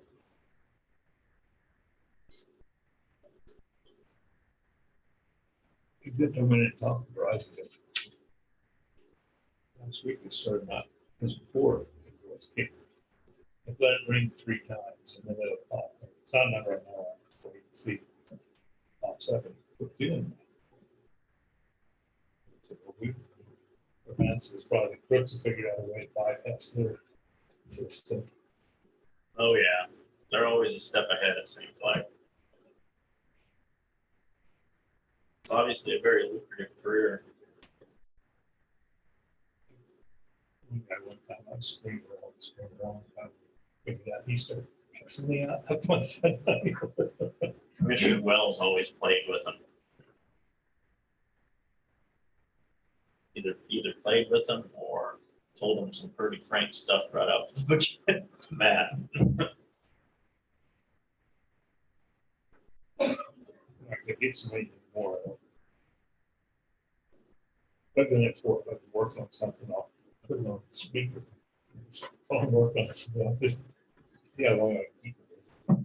I see those numbers I don't recognize anymore. I just wait to see if they put them in the voicemail. Yeah. Knock on wood, so far the warranty ones have not for me, put them on voicemail, so. I figure if it's important, they'll leave a message or they'll call me back. Now, some of them are just, there is a person, it's just an automatic thing. The answers are still, and it's been talking longer. Because I'll get half a message.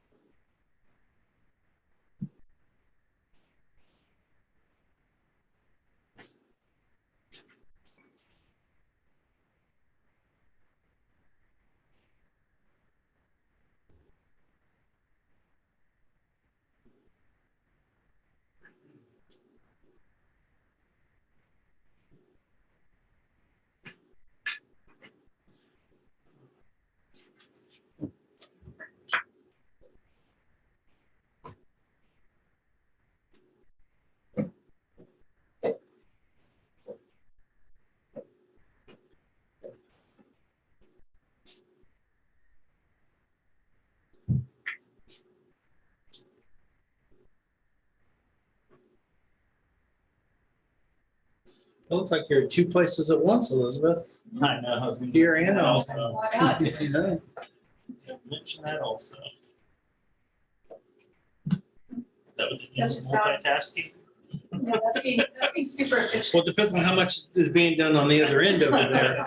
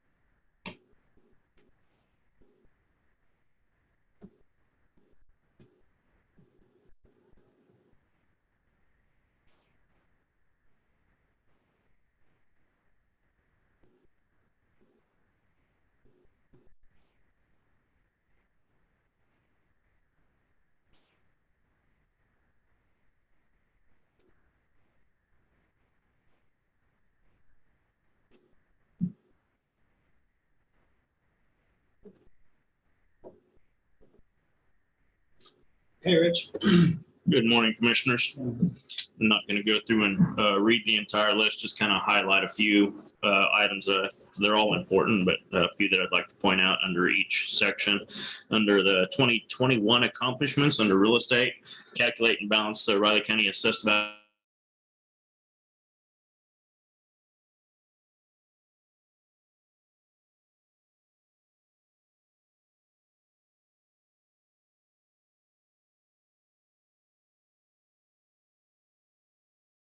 to the Riley County to generate tax bills.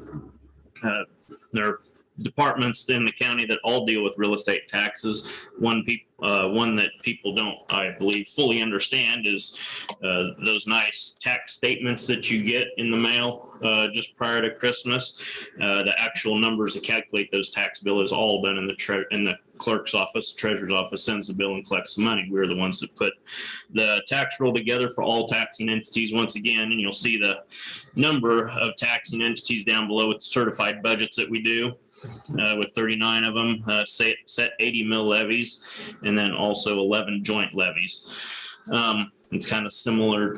Tax rolls and mill levies are kind of similar. I equate it to ballot styles for elections. People think that we just do an election and have one ballot style to put together. There are always hundreds, at least 100 or so ballot styles we have to put together with elections as well. It's not just one simple calculation or one simple document.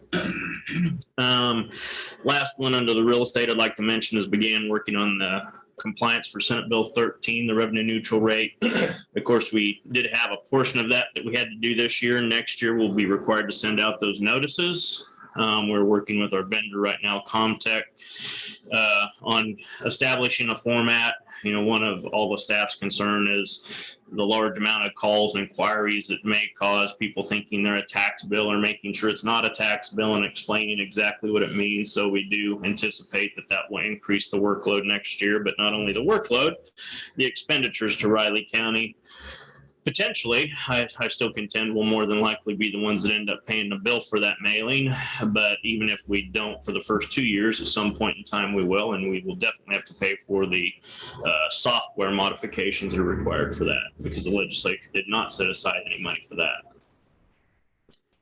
Budget and finance, accounts payable, under real estate, in all sections, remind me, I want to kind of point out who works in those areas. That's Lori Muir primarily, and Deanne Roel in our office that work on the tax roll. You see that one thing I'm really proud of that we have always done since I've been in this office is assist the townships and cemetery officers with their budgets. Deanne sets an appointment up with them, and they meet in our conference room, and goes above and beyond what the majority of the clerk's offices in the state do. And we actually sit down with them and go through, because those people don't deal with that stuff. And so we basically do and put their budgets together for them, be sure all statutes are being complied with. And so that's a very large undertaking. A lot of people aren't aware of that we do. Budget, finance, accounts payable, that'd be Tammy and Michelle Adams, of course. Administered 2021 budget process and 2021 budget and CIP processes. Don't have to tell the commissioners how large an undertaking that is and how important it is to our community.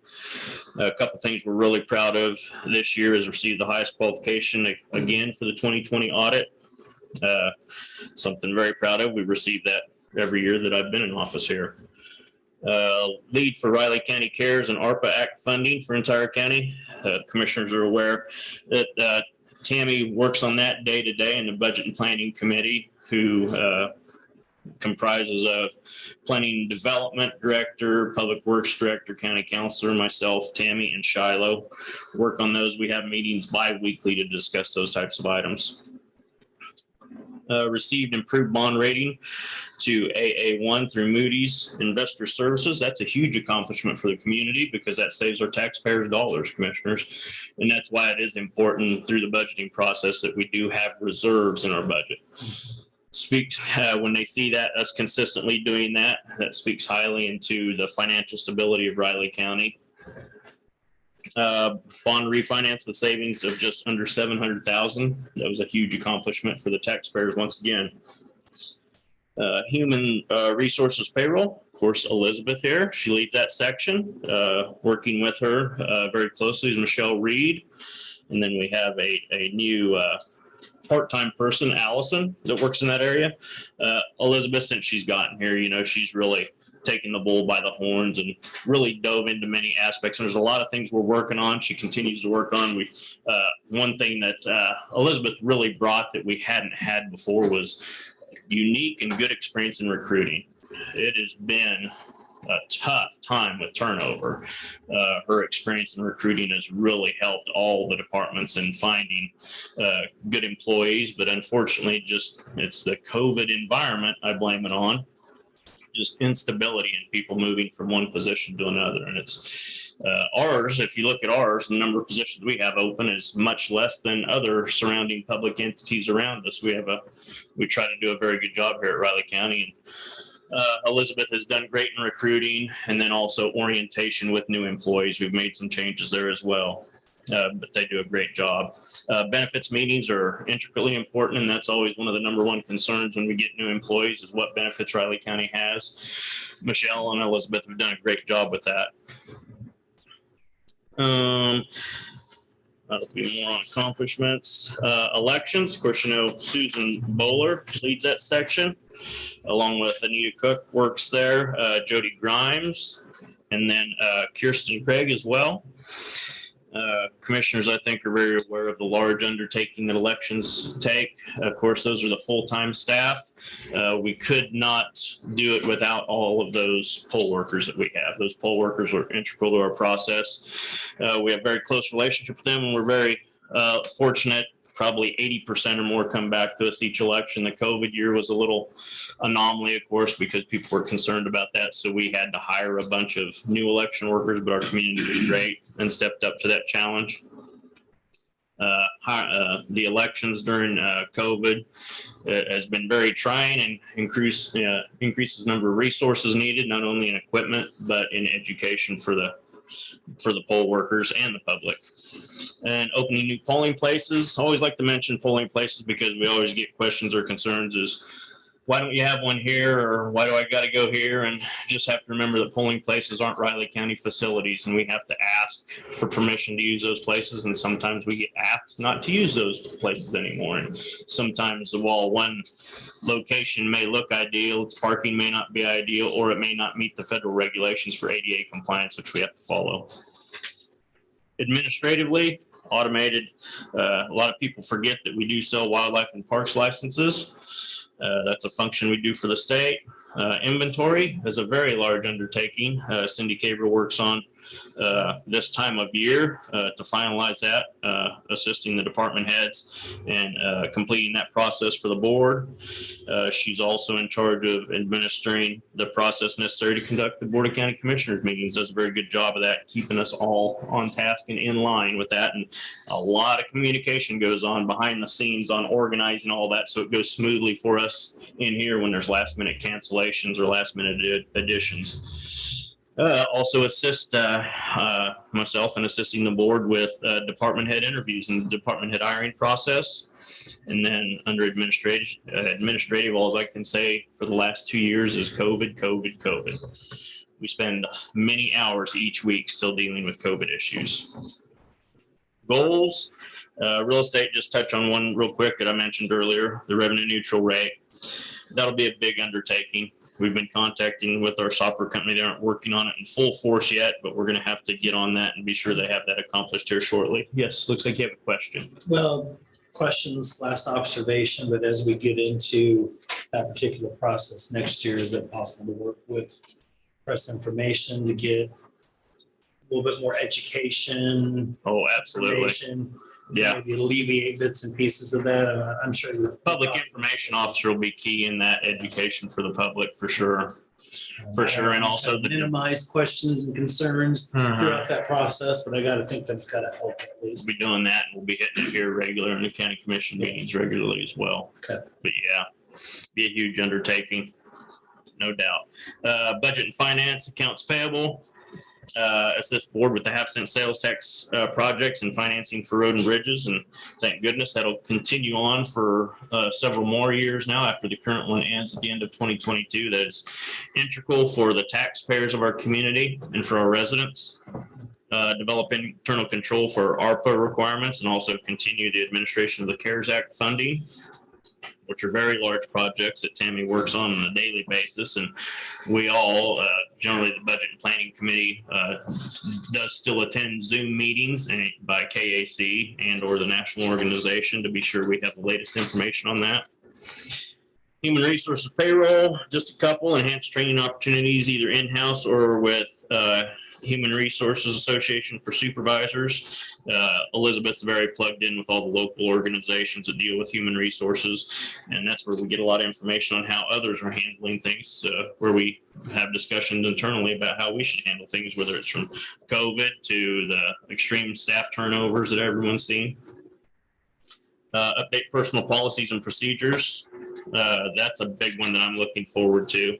Elizabeth started on that. We'll be having a meeting here coming up shortly on that, but that'll be a large undertaking. I think it'll make our policies much more concise, not such a large document where it's so overwhelmingly intimidating, but help clean that up a lot. Elections, pursue legislation to allow voters to apply to receive a ballot by mail one time. Many states have that. We do not. Conduct effective process for the 2022 state elections. It's going to be a big election coming up. Of course, as you know, we always push advanced voting to take the pressures off the polling places, and advanced voting has been very integral in making the administration of elections go smoothly on election day. just like always, commissioners, on any of these areas or with staff, if you have any questions or concerns or suggestions, kind of like Commissioner Ford one year brought, wanted to check into this OpenGov. That's another goal, is to get that fully implemented this next year. Been here a long time, but I'm never opposed to change or looking into something that we can do differently if we can do it better. Appreciate working with the board, appreciate the board's support that you give us internally, but also through the budgetary process, because unfortunately, all of these things we do take financial resources as well to be successful. And the reason for our success is related to HR payroll, and that's paying a good competitive wage and being supportive of our staff. And that's why we do have very good staff in the clerk's office and through the county overall. Any questions, commissioners? Okay. About time for Amanda. Thank you. Thank you.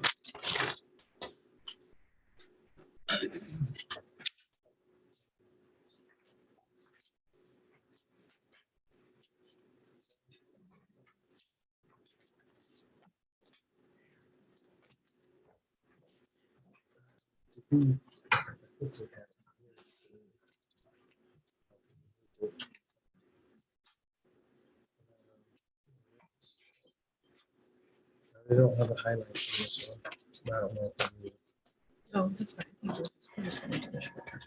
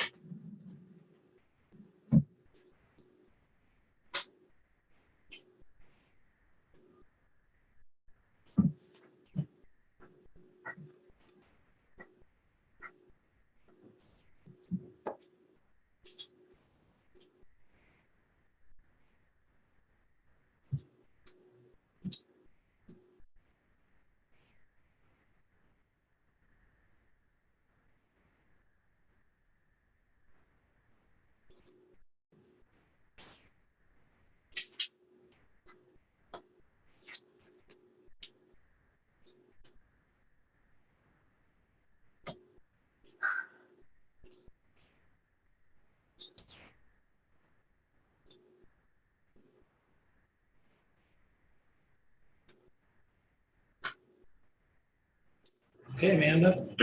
All righty. Up So next is it's- a continued discussion on our LDR. Okay. So I was hoping to move this closer to me, but it appears to be stuck to the. So please let me know. I'm going to try to remain close, but please let me know if you can't hear me and I'll come back over here. Amanda Smeller, Planning Director. Good morning. So yes, we are here again to review and hopefully adopt our proposed land development regulations. Just a reminder, they will contain our zoning, subdivision, and floodplain regulations, as well as the zoning map. We will also be adopting by reference a separate document for the driveway standards. Before I get too in depth here, I wanted to first take care of a bit of housekeeping. We do have some folks in the audience. Mr. Wirtz and Mr. Morrison are here with some concerns. You heard last time regarding the short-term rentals, which is a very small section of our new regulations. What I would like to do is cover the whole document first, talk about the document as a whole first, and get any questions and whatnot. And then there's a couple specific items I'd like to hone in on, and then save the last 20 or so minutes for short-term rental discussion. If that hopefully works for everybody. Okay, so one big thing to understand about our new document here is that even though it's brand new, it looks a lot better than our current document. It's a new and improved package. Many of our current regulations have simply carried over and aren't necessarily new. There are new sections addressing items we're not currently covering, such as short-term rentals, things like that. But much of the work that has been done with this document, with this update, is cleaning up, it's expanding, it's enhancing, it's clarifying, reorganizing, adding, of course, graphics, illustrations to better explain points, and simply working to make the document more user-friendly, more efficient, and easier to administer. On our website, and I know some of you folks have clicked through it and looked through it, there's hyperlinks, there's buttons that'll get you around the document. Again, we're really searching for that user-friendly document, hopefully setting some folks up to be a little more self-sufficient. We all know people like to get their answers from the internet, so if they can do that on their own, I'm sure they would like to, but of course, we're always there for answers. So we did have a consultant every step of the way from the very beginning. She's been on board with us. She's a professional planner and land use attorney and is very well versed in the update process and how all of this works. So we did have that professional assistance for the life of this document. So of course, included in your staff report are the planning board, both planning board public hearings, the discussions and minutes that occurred from both of those hearings, and the resulting recommendations that we are making for changes to the document concurrent with adoption.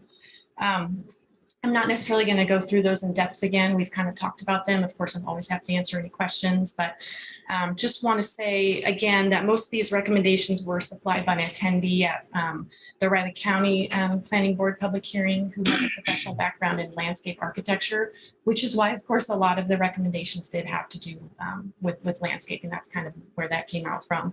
And I know there's a question from last meeting why it was so landscape heavy, but that's kind of where all those were coming from. Okay, so I do want to step back a little bit and, like I have mentioned, provide kind of a higher level understanding of what this update accomplished overall. We have talked about it before, but I just want to reiterate again, just to be very, very clear. So we'll talk about that, but also just a reminder that these regulations, they serve to carry out the goals and policies of Vision 2025, which is our current comprehensive plan. Of course, our zoning, subdivision, floodplain regulations are how we administer well, the regulations so that are based in our comprehensive plan, our goals and policies there. So that said, the more intensive developments such as your multifamily development, your commercial, your industrial, those sorts of things are really going to be directed towards growth areas. And this is where a lot of the more specific development standards come in, to your corridor overlays, your gateway, your Eureka Valley, your designated growth areas. This is not necessarily going to be your one single family residence out in the country, if you will. We're not necessarily going to be telling you very specific development standards out there. So I just kind of wanted to make that distinction because I know there's been some questions and confusion on where a lot of that is directed to. Okay, so a few key points to make about the update. And again, we talked about it before, but I just think it warrants repeating just as we're doing this. So the update served to clean up our existing documents. A lot of it, again, a lot of our regulations aren't necessarily new. We've expanded, we've enhanced, we've clarified. We had a lot of, which is standard for older documents. We removed inconsistencies, we removed outdated concepts, unnecessary steps. We're really trying to streamline the process for folks, make things more efficient, again, more user-friendly. We reorganized the document, sections of the document within each article, again, providing clarity, making it easier to navigate. And we also added some new options, to help people properly develop or redevelop a little bit easier than some of the multi-step processes that we have now. And we'll talk a little bit more about that in a minute. Again, we updated our zoning districts. We created purpose statements for each zoning district. And that's to help people understand the why behind the regulations. It's not just, well, because we told you to. There's a little bit more background as to what each zoning district entails, why, and why it entails that. So, and again, we're providing for the corridor overlay districts, the Gateway corridor and the Eureka Valley corridors, getting those into the document. Consolidated zoning districts, as we talked about, we went from 5 single family down to 3, 4 commercial districts down to 2. 4 industrial districts down to 2. We revamped the plan unit development district process. And we retired the N1 district zoning district in favor of an airport overlay district, which is a lot more standard these days, to have an overlay where it just lays on top of the zone rather than is the zone itself. Another big thing we did, we created a consolidated use table, which again makes it a lot easier to see in a glance for a particular use, what zones you can do it in, compare it across the county zones. Right now, we have it in various sections of each of the zones, and it's kind of hard. You have to kind of look through, okay, if I can do it here, can I do it there? And it's kind of all over the place. So we're consolidating that together, and then again, providing for information to get you to, if there's use specific regulations, it tells you exactly where to find those within the document. We added some baseline development standards. Again, majority of this is applying to your designated growth areas and corridors. And that's just for different things like your parking, your landscaping, your buffering, things like that. We enhanced our subdivision regulations, and this is where we added some new options for development like lot splits, boundary line adjustments. Again, making things a little bit more streamlined, a little bit easier for folks to accomplish what they want to accomplish, but still following the regulations. We also added some sections in there to be very, very clear about what we want to see and require to see on the plat. Signature lines, different things like that. Again, just being very, very clear about what we need as part of a subdivision. We also overhauled the floodplain regulations, and that is with the state's input and approval. They have already reviewed and approved our updated regulations as is required. Now, of course, you folks will do it, and then there is a sheet that you'll need to sign that's included in your signature packet. The chair will sign. That will send back to the state, and then it will be kind of official that the state has approved those. And again, we reorganized, added illustrations as per the state, so just made it easier to view and administer. One big thing that I believe we have talked about, but it's worthy of mentioning, the floodplain regulations. We are increasing the freeboard from 1 foot above base flood elevation to 2 feet above base flood elevation. Just giving that little added protection, elevating your structure a little bit more out of the base flood elevation, and hopefully provide that little added protection for the flooding that we do experience around here. I'm going to stop just for a second and see if there are any questions before I continue on. Any questions or clarifications needed? Okay, perfect. Okay, so there are a couple items I want to get a little bit deeper into, and that includes the driveway standards. So again, as you folks know, we are wanting to adopt a new, the driveway standards, which are a separate document. It's outside of our land development regulations. So we're adopting by reference this document. And I just want to stress again and be very, very clear that these only apply to new residential development, and agricultural uses are exempt. So this is only new residential development. This is not retroactive. It does not apply to existing driveways. We're not going to come out there and tell you have to bring your driveway up to standard. Your driveway is your driveway. Once this is adopted, when you have a new driveway, that is new residential driveway, that is when these will come into play. So just wanted to be, I know there was some concern and confusion around that. So just want to be very, very clear about when these are going to apply. So again, they are new standards. They were reviewed and put together by Public Works, Emergency Services, and Planning. Of course, the intent is to provide for safe ingress and egress, so your emergency services can get to you. We want that adequate access for emergency responders because it's all about the health, safety, and welfare of the community. So that's really the reason behind these driveway standards for this new residential development. And they also, like the land development regulations, they went through the Riley County Planning Board, the public hearing, and the review process as well. And they were part of their recommendation to you folks for adoption. So I'll stop there for a second and see if there's any questions or clarification needed on the driveway standards.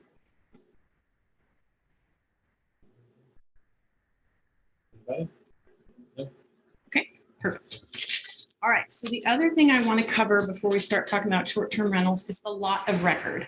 Now, I know that was the one that created a lot of confusion last time, and I'm hoping that we were able to meet with you folks individually and kind of explain that a little bit more, and then the information we have in your packet. I'm hoping that helps. I know it is a confusing process, but it's not anything new. So basically, of course, the lot of record has been, if you're part of a recorded subdivision or a parcel that we determine that can be built upon without rezoning or other land use action, that's your lot of record. And again, it's all about making sure that if somebody has the right to build a house on their property, that they keep that even with a regulation change. Again, it's essentially that grandfathering in.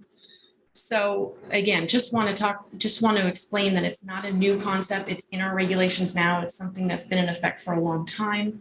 What we're doing through this process, through our updated land development regulations, again, like with everything else, is expanding on that section a little bit more because it's a little bit lacking right now. There's a lot of, we just kind of have to make some implications there, some assumptions, but this is how we've always been doing it and how it runs. So now we are going to include that in the section. So it's very, very clear to folks what a lot of record is, how you have one, how you lose one, and what the exceptions are to losing them.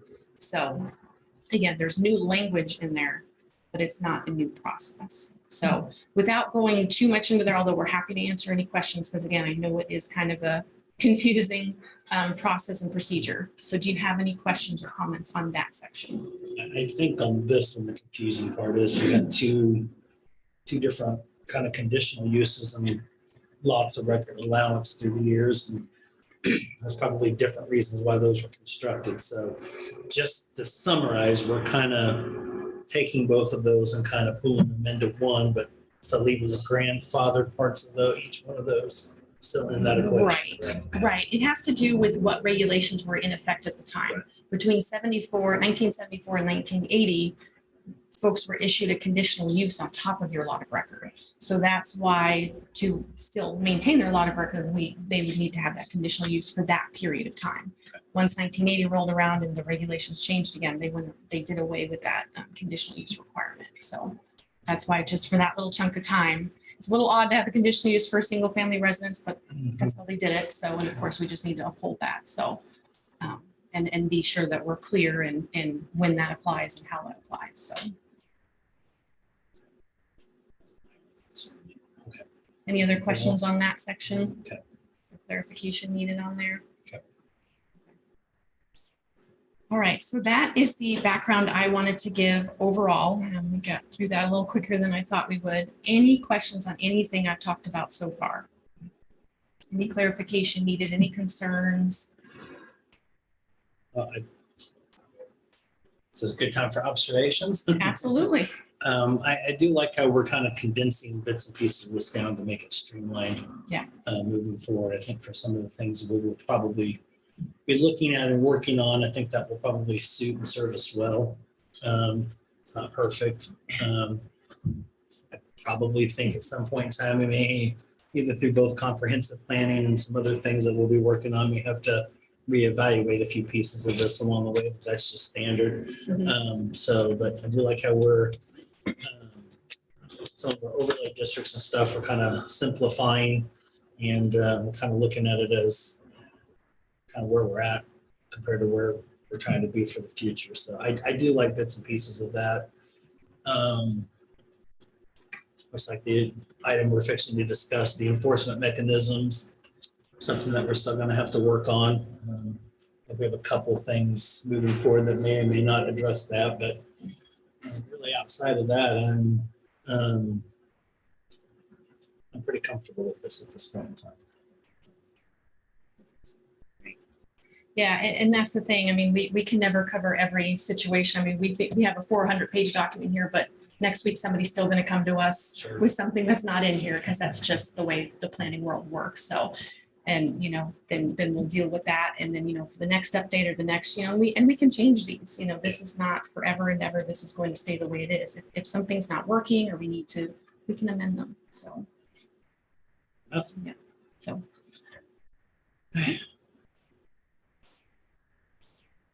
All right. If we want to dive into the short-term rental discussion. I wasn't for sure who was gonna bring us up today on that discussion. Is that you, Craig? Short-term rental. I'm gonna start that process, and then Mr. Morrison will have a chance to represent his client. I've got a couple sets of handouts here.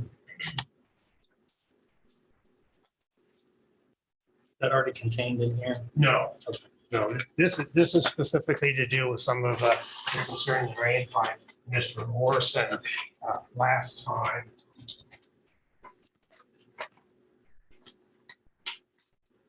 He has a handout that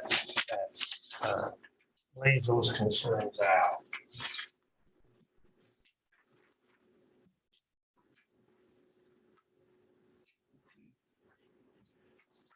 And what I'm going to do, Commissioners, is just give you a brief overview of the short-term regulations in relation to the concerns that Mr.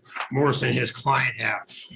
In my packet, I want to also bring out an interesting situation in regards to Mr. Morrison's client's property.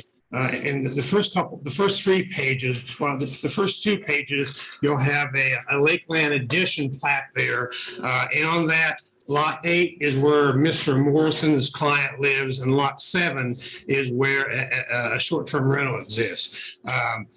It's kind of a small, busy plat, but if you can see kind of towards the cul-de-sac, there's a little notation about an access easement. Well, I blew up the plat so you could see that better as best as I could. But just north of the cul-de-sac, there's an access easement, and that access easement goes to that dotted line. There's an arrow there that points to that. And then if you look at the aerial photo that's behind that, I actually drew a blue line on where that access easement ends. And that access easement was created through this replat to give the house on Lot 7 access to the road. Am I ahead of you? Are you with me? Okay. And so that's an access easement. It also benefits the property across the road there, because that property has a circle drive, and without that access easement, they couldn't use their circle drive. That's the reason for that access easement. And obviously, people coming and going from Lot 7, the house there, to the left. If you're a short-term renter, you have a right to use that easement to get to that property. And that access easement does. There are some legal issues to that, in that can people stand in the middle of that street and gather, set up some chairs and have a drink. So that access easement does complicate the situation out there with Mr. Wirtz's property. The concerns that Mr. Morrison had, and we had a discussion last Thursday afternoon, and I'm not going to necessarily take him in the order that he has, but he had a concern that there should be some kind of requirement for on-site parking. And if you would, I attached a copy of the short-term rentals, if you can flip back to that.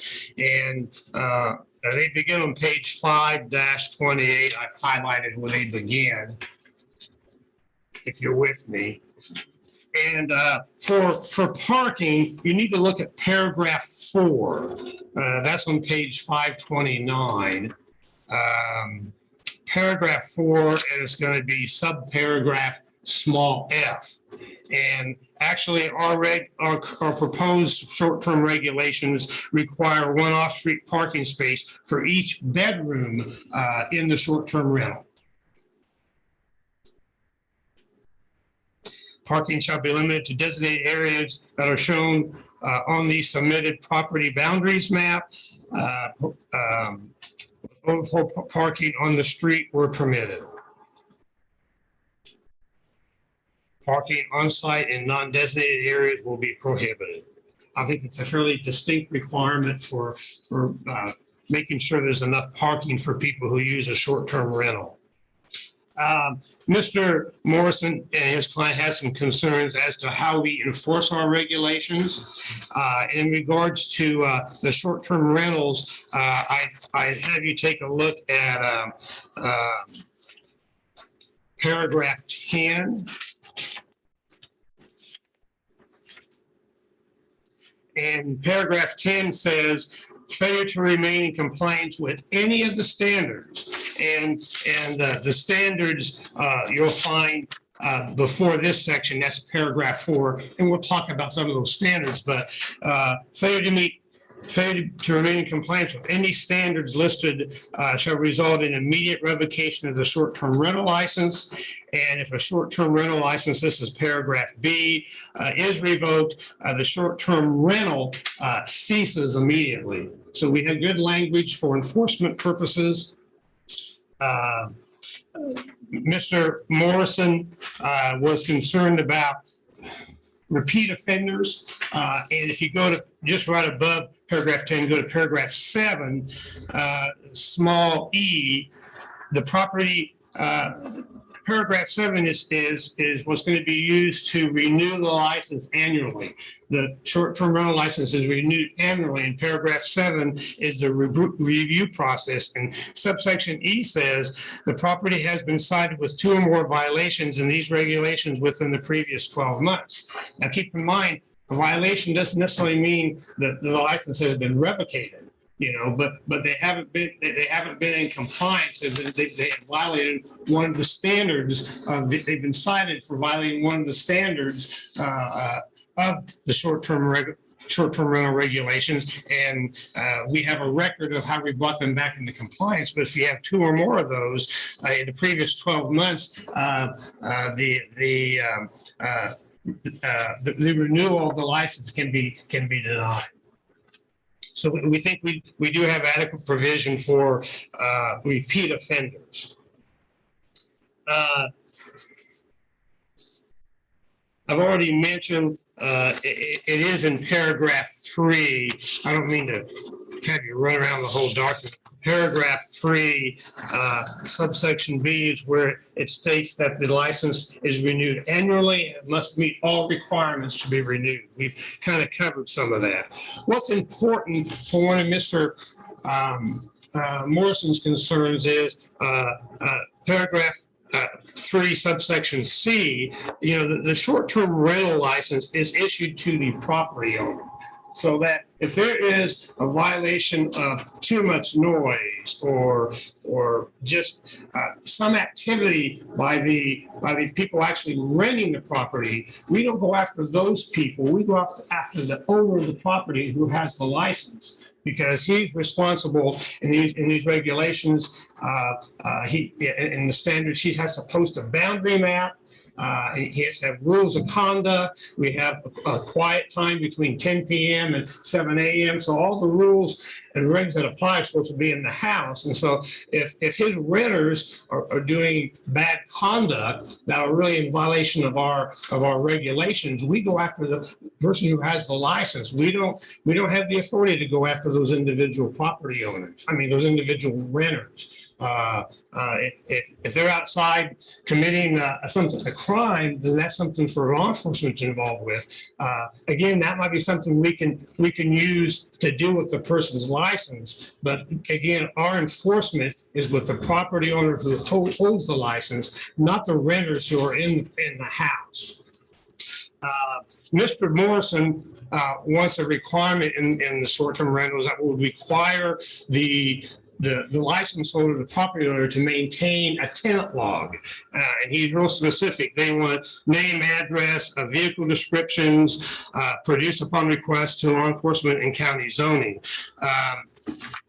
Again, we can't go after the tenants. We'll go after the property owner. If Mr. Words has some issues with a particular tenant, he has his own legal remedies available to him that he can obtain the information he needs. Or if law enforcement comes out, obviously they can require information from the tenants. But we don't think that from the county perspective, getting information about the tenants, the tenant information doesn't impose any kind of public adverse effect on the county. And we deal with the public adverse effect. And that would be if the licensee is not conducting his business property that violates our regs, then we can go after him. But we don't have any business going after the individual tenants. And so we don't think we need that information.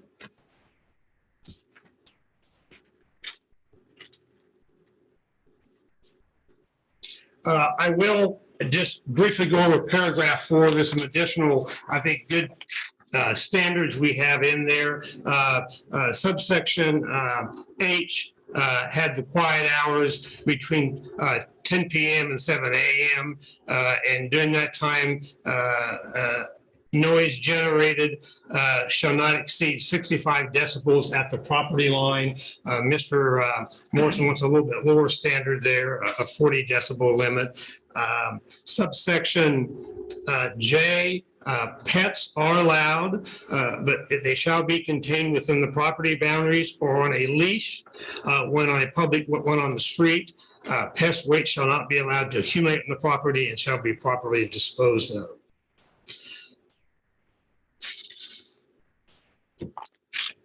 Subsection O, which is the last standard, that's on page 5-30, is an important aspect of what has to be posted inside the rental. The boundaries of the property shall be clearly identified on a map prominently posted within the short-term rental with the rules of conduct and shall be clearly identifiable. And if in the field, out in the yard, by a barrier or signage warning guests not to trespass. So that's going to be a requirement that the property owner now has to actually physically out in the field mark his property line and have signage that tells people they can't go beyond that onto somebody else's property. Finally, in general, in my discussion with Mr. Morrison on Thursday, he had some concerns, and he mentions those last week about the county's ability to enforce any of our regs. And I have attached the enforcement section of the short-term rentals, and that very first page 8.1, section 8.2, it's entitled Enforcement Procedures. But there's a nice, it should be the very last document in your packet, Commissioner Forbes. Oh, yeah. That section 8.2, and what's good about these, as Amanda says, what's good about these new regulations, we have nice graphics. And so there's a graphic there about enforcement. A complaint is submitted, public planning and development will inspect it, investigate the complaint. We will then notify the person who is causing the problem. We work with them to bring compliance, and if they don't, we'll prosecute. And on a couple pages back, on page 8-3, the prosecution abilities are either criminal prosecution, that's subsection A on page 8.3, or civil prosecution. Obviously, if you're going to have a criminal prosecution, the county attorney has to do that. And I'm just being frank with the commission in that when it comes to land development regulations, which is what the short-term rental regulations are, it's a hard sell to any county attorney to spend their value time prosecuting a code violation as a crime. So more often than not, and it's really more often, we do the civil prosecution. And in that case, we will file an injunctive proceeding to get that person to comply. And I think this board is well aware that currently we have 2 district court cases, 2 injunctive proceedings for different zoning violations, on file and in progress. And so we do not hesitate to go to court if we need to. And so that's really the end of my brief review of the concerns that Mr. Morrison has, and he'll come and speak to them himself. But I'll answer any questions that you have. I know that we're working on SB 52, which is a noise and abatements act that was, I guess, predicated in Sedgwick County. Because I haven't actually seen what we're developing on that. I know we've got plenty of time, but how does that incorporate into this process, and it will give us more teeth for these type of, Yes. because, you know, the two that we have in court right now aren't the only two issues besides this that we have. And we have a tendency of not being able to have much teeth because the courts aren't really valuable sometimes in this. And so what means will that give us moving forward to solve some of these concerns and challenges? Nuisance Abatement Act, you still have to end up going, you have to go into district court first and get a conviction for some violation of a county ordinance. That would be a civil proceeding at that point. And then it has a very detailed process. It's modeled on Senate Bill 52 from Sedgwick County. And this has not been introduced yet. Right. I should say. But it would be another, in effect, it's something else in the toolbox that would be available. It's generally designed for cleanup of nuisance properties and allowing the county to go in and do the cleanup with its own staff and then charge the landowner of that property who has refused, despite various notices, and it requires notices in advance, to clean up the property. Then those can be actually placed on the tax roll of that property, for that property. And they would be collected just like any property tax. There'll be a lien on that property until those charges are taken care of. But it's a pretty detailed process. But it's really designed primarily for cleaning up properties that represent a nuisance. I don't want to misrepresent it. And it has a very complicated procedure in it because that's what worked in terms of getting Sedgwick County's success in getting it passed. We talked about quote unquote quiet times. How does one gauge decibel levels?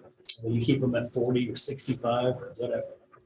And I'm going to make a statement, but I'll defer to planning and development. But at least at one time since I've been here, they actually had the little machine that they go out and measure the sound. So I think they still have that instrument. And so that's how, if we get a complaint and it's ongoing at the time, planning development will go out and measure it and see if it's in violation.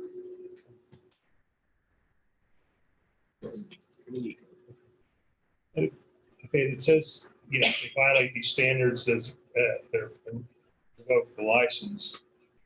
What is there a term? How long is it revoked for if there's a violation? Well, at least, again, there's that one provision says that there's one or more violations, and the violation isn't necessarily a revocation, but, obviously, if you're going to revoke it, there's a violation, then you can't renew for a year. So there's that year in there. But that's after the second one, right? But it does say two or more. That's correct. Yeah, it does. Two or more of the same violation or just violations in general? Just violations in general. It's held off for a year. After the first one, is it just revoked until it's taken care of, its problem, or after the first violation, what happens? And I haven't been in discussion with staff about that, but again, if there's a violation, we would cite them. That would not necessarily mean that we'd revoke the license. We would say, in this case, it could be any number of things. It could be someone, the dog get on somebody else's property and use it as a bathroom, we'd have to say, hey, you got to tighten this up, see if they can bring whatever violation is into compliance. But if it's ongoing, then it's probably going to be a revocation. So why hasn't that already happened? Because I know this particular property was brought to our attention 2 summers ago. Because we don't have STR, we don't have short-term regulations at all in the current code. So that's why this is needed. Yeah. When the previous code was written, the concept of short-term rentals didn't even exist. And so it's really exploded particularly since the beginning of the 2000s. And yeah, we needed this badly because we've tried to work with this property owner that has short-term rental, but we could only work within the confines of our current regs, and that really limited what we didn't have much teeth to really get anything done. The other problem I have with this is it shouldn't just be about owners. It should be who's ever managing and dealing with the day-to-day operations of this particular. And that's something that we need to continue to work on. Because to me, kind of where we're at in this process, this is kind of a separate issue to me. But I don't mind discussing it all in one. But I still don't think this is set up properly to handle and manage some of these issues. Paragraph 5 is called the responsible agent required. And so, I mean, obviously, if the property owner is close by, he can be his own responsible agent. But, if you're going to be out of town, there's a responsible agent and he represents the owner. And again, keep in mind, the license is always issued to the owner of the property. Well, I got that. Yeah, and so we do have the provision for a responsible agent that has the ability to be contacted with certain concerns or violations, and I think that's a real important aspect that's incorporated in these regs. When roughly 55% of property in Riley County is of rental or investment status, because this is both the same, whether it's short-term or long-term, some of these things need to be treated probably in the same manner. Management companies or landlords, even the majority of them don't necessarily live in town, but when certain on-site things happen, the responsibility and requirements to maintain this need to transcend. Yeah, and that's why there's a need for a responsible agent if the actual owner is not close at hand. Okay. Yeah. And they have to take the blunt and the responsibility of maintaining these moving forward, or there needs to be some kind of enforcement mechanism required for them as well. Well, and keep in mind,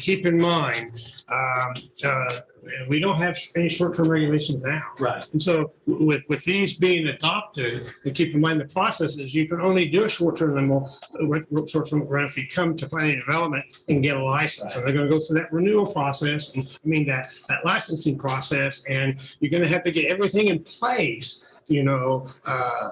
before you can get the license. And then our job is going to be to make sure if we get a complaint, to go out there and make sure those standards are still being met. And if not, then we're going to take what action we need to take. Are we doing any kind of on-site inspection in lieu of, I guess in this case, renewal, once those are in place for this? So of course, once these are in place, they will have any short-term rentals that need to get a license. So what's your process of that? You mean, are you going to go out and inspect the property as a process of considering the license? Follow everything that's in here. They will have to come to us with their application, their fee, all of that, and we will go out like we do any kind of permit or license. Go out and make sure all of these criteria are met, and then if they are, then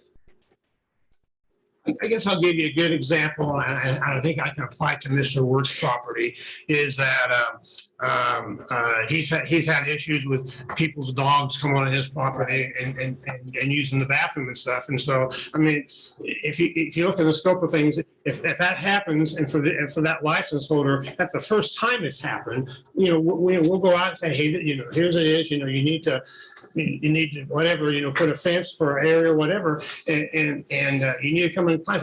That's not supposed to happen. Well, then if we get another incident like that, well, then it hasn't been resolved, and for a second time violation, Mr. Morrison wants me to talk in absolutes, but we can't. We're just talking about theory here right now. But with a second violation, we could go ahead and revoke the license because they are not taking it seriously. So, I mean, if a new licensee has one violation after being in business for 5 or 6 months, and he's not going to be revoked for that one violation. This is something, a real serious violation. But if it's a dog getting off the property and pooping in a neighbor's yard, you know, we'll work with that the individual to see if, to make sure he comes into compliance. But if it's a recurring violation, then that's grounds for revocation. I just know here we have kind of a history of reoccurring violations. Sure, but we had no enforcement mechanism. We had no regs that we, you know, that anywhere, we had no standards in our regs now that said what a short-term rental was or how it should be operated. So that's why these are really critical, so we can deal with a situation like Mr. Wirtz's property. And if these regulations are going in effect January 1, is that correct? So as of January 1, this person, you will have to have a license. They won't be able to rent short-term until they have a license. Correct. Is that correct? Correct. And that's part of delaying the effectiveness of the regs, you know, because the various regs, we need to get notice out to people that, you know, that the whole scheme's changing from January 1, and particularly in short-term rentals. You can't rent a short-term rental unless you have a license. You better get in between now and January 1 and get that license. I'm just wondering about enforcement, you know, which everybody is. Say a dog wanders over on, you know, a person's property twice.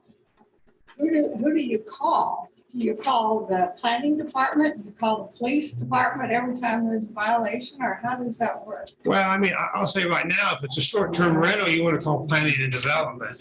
I mean, and that's because there's a license involved there that we have some teeth we can enforce. But just practically speaking, our law enforcement won't come out for a dog wandering on the property unless the dog has attacked an individual and caused some injury. Then they'll come out. But just a wandering dog, you're not going to get law enforcement to come out. So, I mean, if it's a short-term rental, you know, call plan development. If you're just in a residential subdivision, it's your neighbor.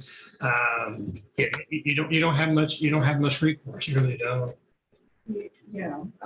So, say Bob over here is going to be on patrol, dog patrol for a month and gets all those calls. Well, I mean, yeah, I'm just kind of wondering. Yeah, and I will say, just to have a comprehensive discussion here, is that I say as just a resident with a neighbor, you don't have much recourse. You do, because I mean, currently we do, even though I'm rewriting a new one, we do have an animal control ordinance that talks about loose animals, which is usually loose dogs. And so there is that mechanism within animal control that you could call animal control about this dog.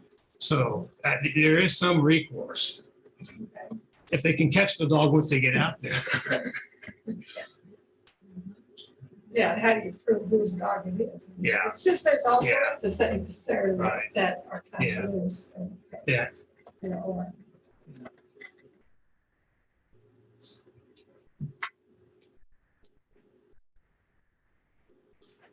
Any other questions? Anything else from anybody?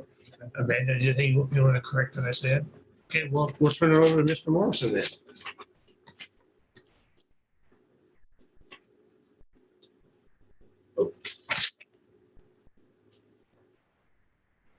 Good morning. To make one thing clear, Mr. Wirtz has been long suffering. The booklet I gave you with the photographs is not a complaint other than evidence of what the issue is for him. I would assume for many rural VRBOs in town, they have different ways of dealing with it. You don't have people within the last week couldn't get to his property because the guy had parked a truck and a horse trailer and another trailer and had the road blocked. What he says about the police coming out for dogs, same damn thing for a trailer and blocking the road. Our police are too busy to deal with reasonable but minor infractions. But they are supportive of this resolution of getting this adopted. We do request some tweaks. There's 65 decibels. Back in the olden days when I had the responsibility of prosecuting cases, they did that with traffic. car mufflers, car trucks, air brakes, and they establish a decibel level for those. I think it's appropriate. I think 65 is a little high, even though it's in the country. Sound travels a long way. I think 40 would be a number, 50. But you need to have some decibel level. We would say it needs to be tweaked down. And you just talked about enforcement, whose dog? Well, there is a state law that nobody likes, but if the dog's on your property and causing problems, besides calling the animal warden who will never get there in time to catch it, or the police who will not come in time to ascertain, your property owner has the right to shoot it. Now, I don't recommend that. I've had to do a number of those cases. It causes a lot of heartache, But so I think some kind of restriction as to property, whether it's leash, fence, or otherwise.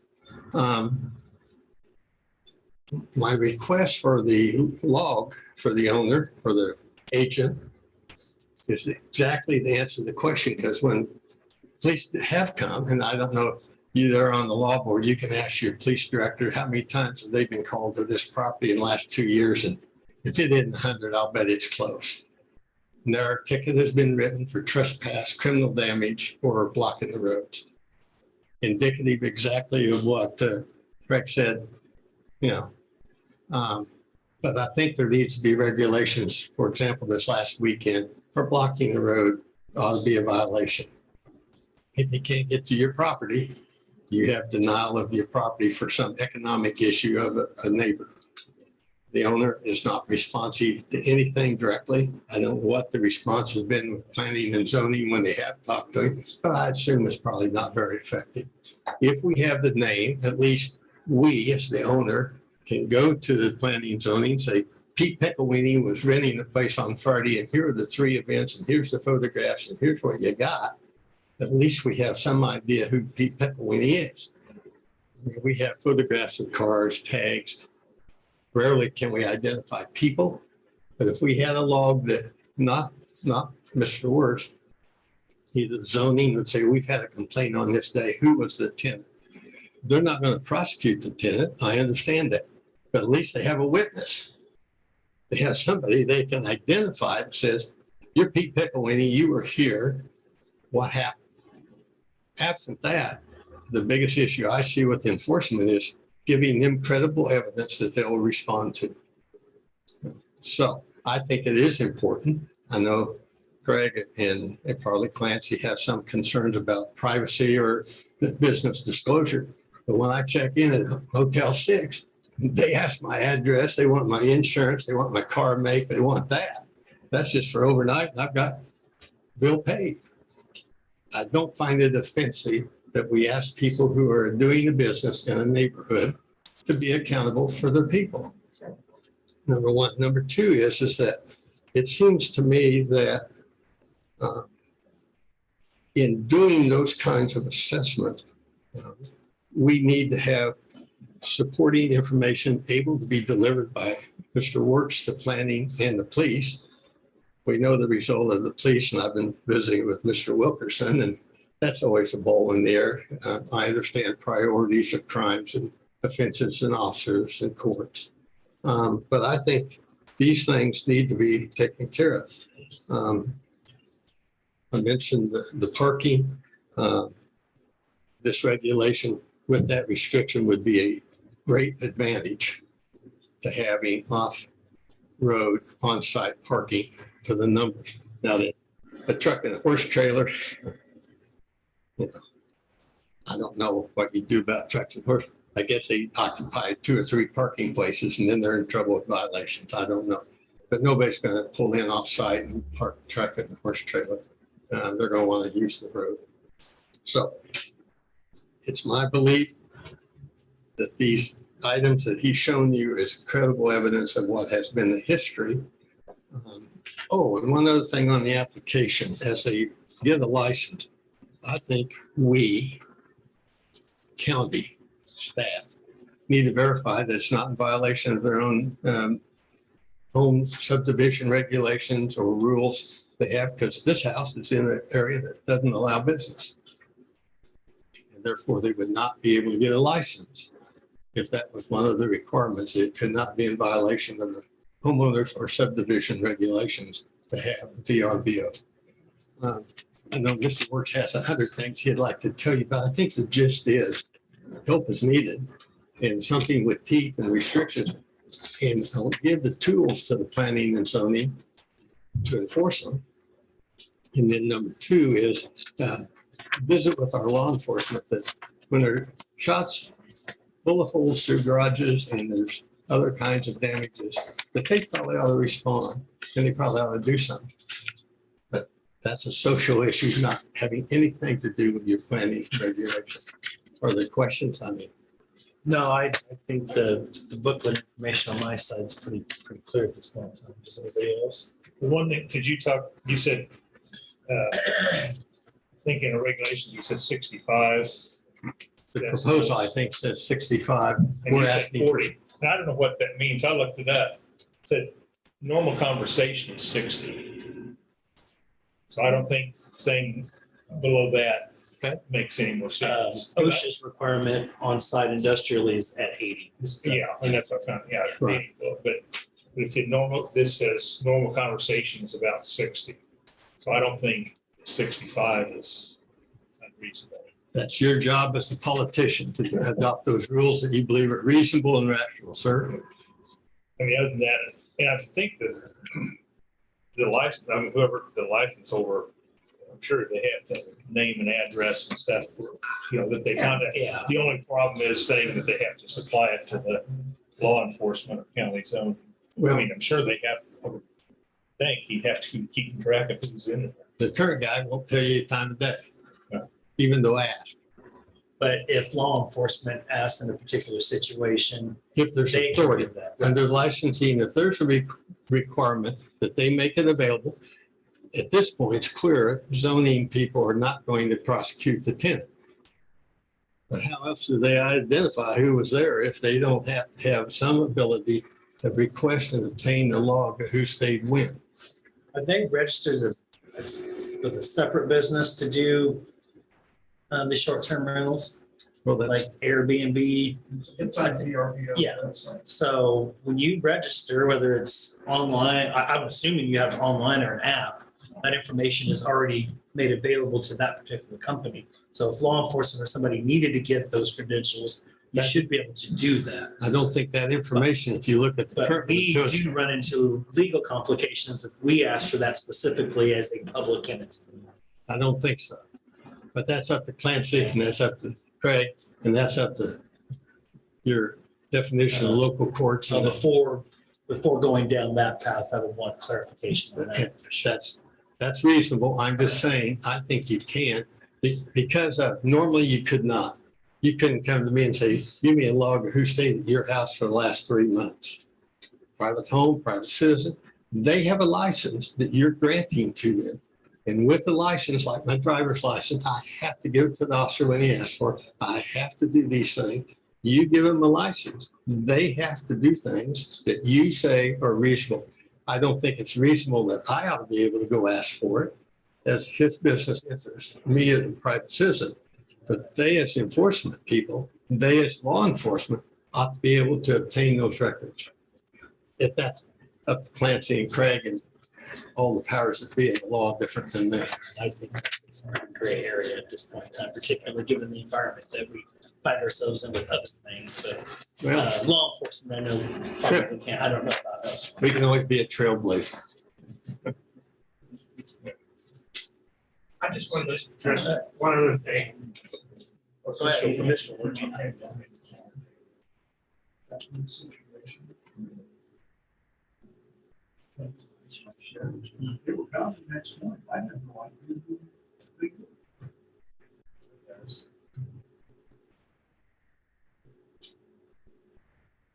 Go ahead, Craig. Go ahead. I just wanted to address an issue that's been ongoing. When this initially came up in that subdivision, people got online with our zoning regs and thought that a short-term rental was a home occupation. And in a residential area, home occupation is not allowed. Well, within the definition, I meant to give that to you and I forgot, but the definition under our regs, and that definition still exists today, what a home occupation is, and there's a whole list of what you can do, but it's when you do that business in the house that you live in. You know, you do the business in your own residence. And so the owner of this property lives in Marysville, and so this is a short-term rental. It's not a home occupation. So we looked at that as a possible means of enforcement originally, but you know, you have to be in your own home doing a business activity to make it a home occupation. I just wanted to highlight that for you.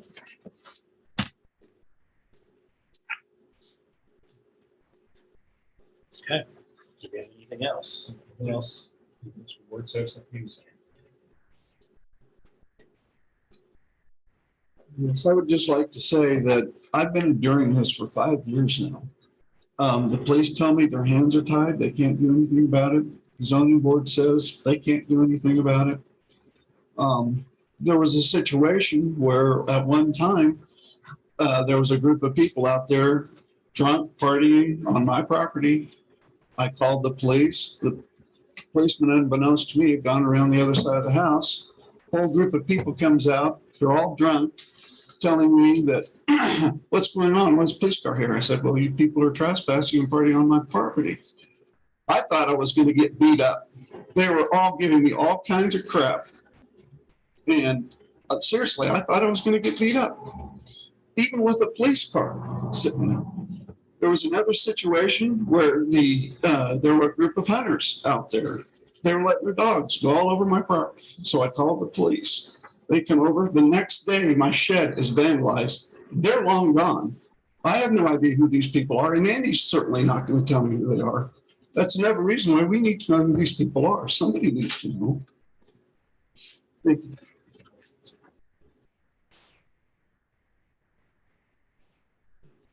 Anything else?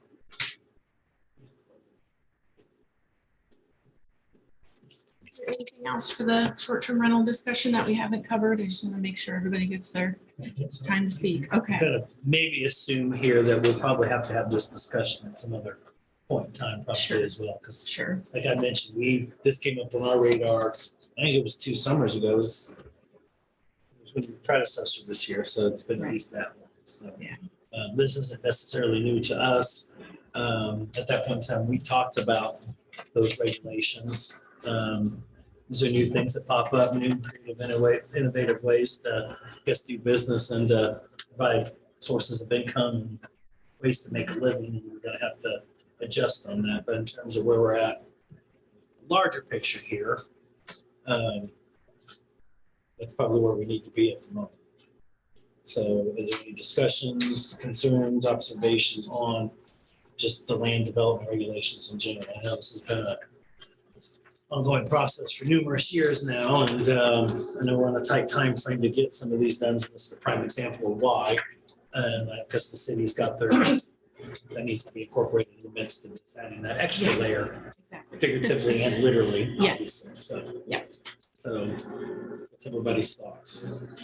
I think that, your department's done a great job, and also in explaining it to me, going through all that. That was, thank you a lot for that. And there's a lot in here, but I look at it, it can always be tweaked. We do need some rules and regulations on these things that have popped up in the last few years. So. The thing I like about this at this point in time is we've got it kind of condensed and streamlined to kind of where we're at currently. So whatever changes, amendments, renovations, whatever adjective you want to use there, I think we're in a good spot to be able to accomplish some of those things moving forward, given the vision and the approach that we have. So it's like all of these, we will need to have a motion if we'd like to move forward.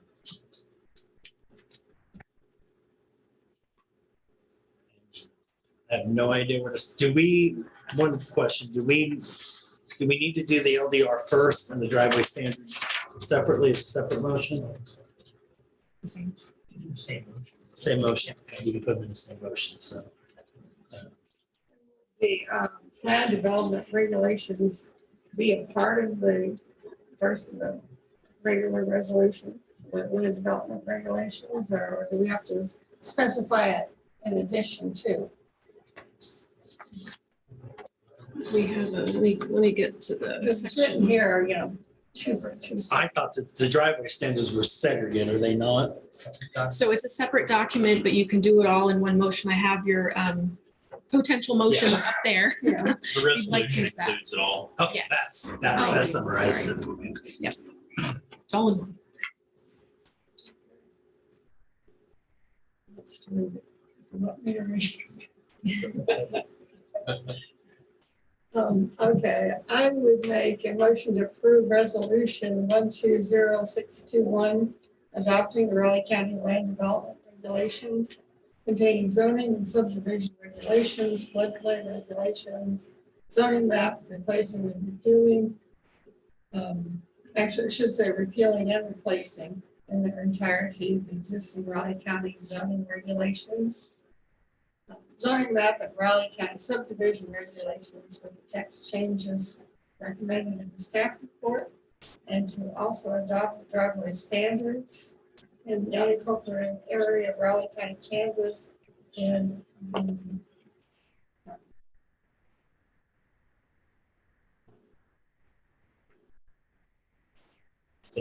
is that it? By Okay. reference. You want to say by reference. What? By last line is by reference. Oh, by Because you're reference, inserting okay. code. In the unincorporated by reference, all right. I'll second that. Oh, boy, okay. Yeah. So we have a motion and a second to approve resolution 120621, adopting the Riley County Land Development Regulations containing zoning and subdivision regulations, floodplain regulations, and zoning map, replacing and repealing in their entirety the existing Riley County zoning regulations, including floodplain regulations, zoning map, and Riley County subdivision regulations with the text changes recommended in the staff report, and also adopt the driveway standards in the unincorporated area of Riley County, Kansas by reference. All those in favor of said motion, aye. Aye. 2 copies, please, Commissioners. All right, thank you very much, Commissioners. There should be 2 documents there for your signature, the resolution as well as the floodplain page that we'll send to the state. So, thank you very much. Thank you for your work and efforts on this. There'll probably be more to come, but it's a good Yeah, start. again, there's always things to do.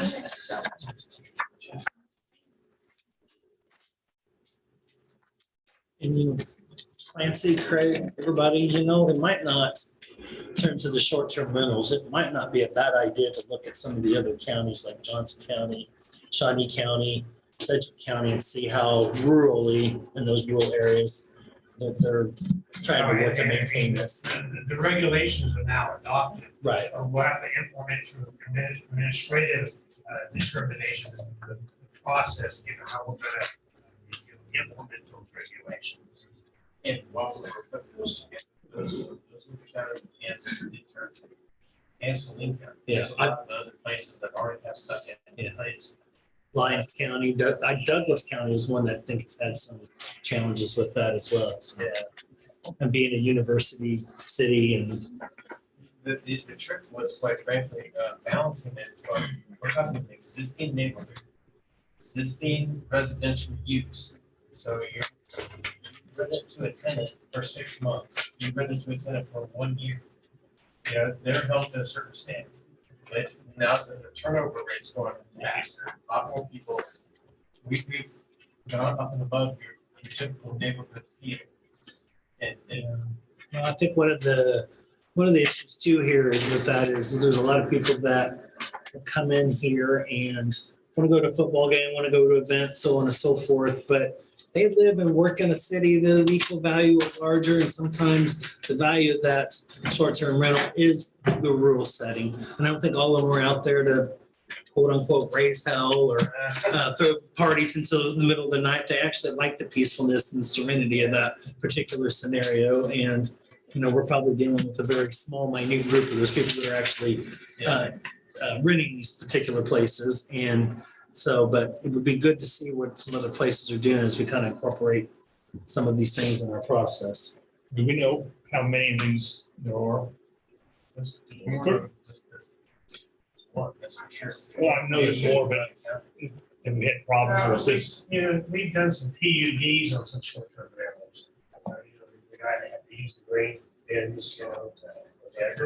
There's a few out there, you know. I'm gonna say over the last course of us trying to help Mr. Moritz out, this is the only problem short-term rental that we've had.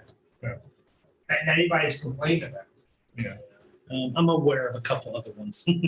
So I think his licensing program was developed. Should flush a number out. That's Yeah. where- Maybe not all. Yeah. There's none, you know. yeah, I actually encourage it, but I encourage it with some thought and some obviously having some of these issues that we're seeing and hearing about outside of that. And the one that I'm aware of is local, so, and I think that can be addressed. Yeah. Thank you very much, everyone. Yeah, Thank I you know for your that's work not been on that. easy. I also look forward to seeing, we discussed once again how to deal with some of these other issues and challenges with other properties. It's not everybody. It's not my goal or effort to use these type of regulations and developments to put my thumb on people and make them do what I want, but we're dealing with a very small group of people that step outside of that. And I don't think it's fair to everybody that follows those and understands what we're doing and trying to do here and accomplish. So, See, it's just a relatively new thing. Riley County is different, and that's the problem with some of this is the smaller counties don't mess with these type of regulations, but Riley County is unique. in A lot of different areas. Just because of the influx of people coming into the county on a weekend basis because of all the sports and other things, you know, it's just, you know, a lot of counties don't have that. Yeah. And you're right, that the rural atmosphere is a draw. I mean, we've had some, you know, they had to do some planning on, you know, that's what they did. They made it a rural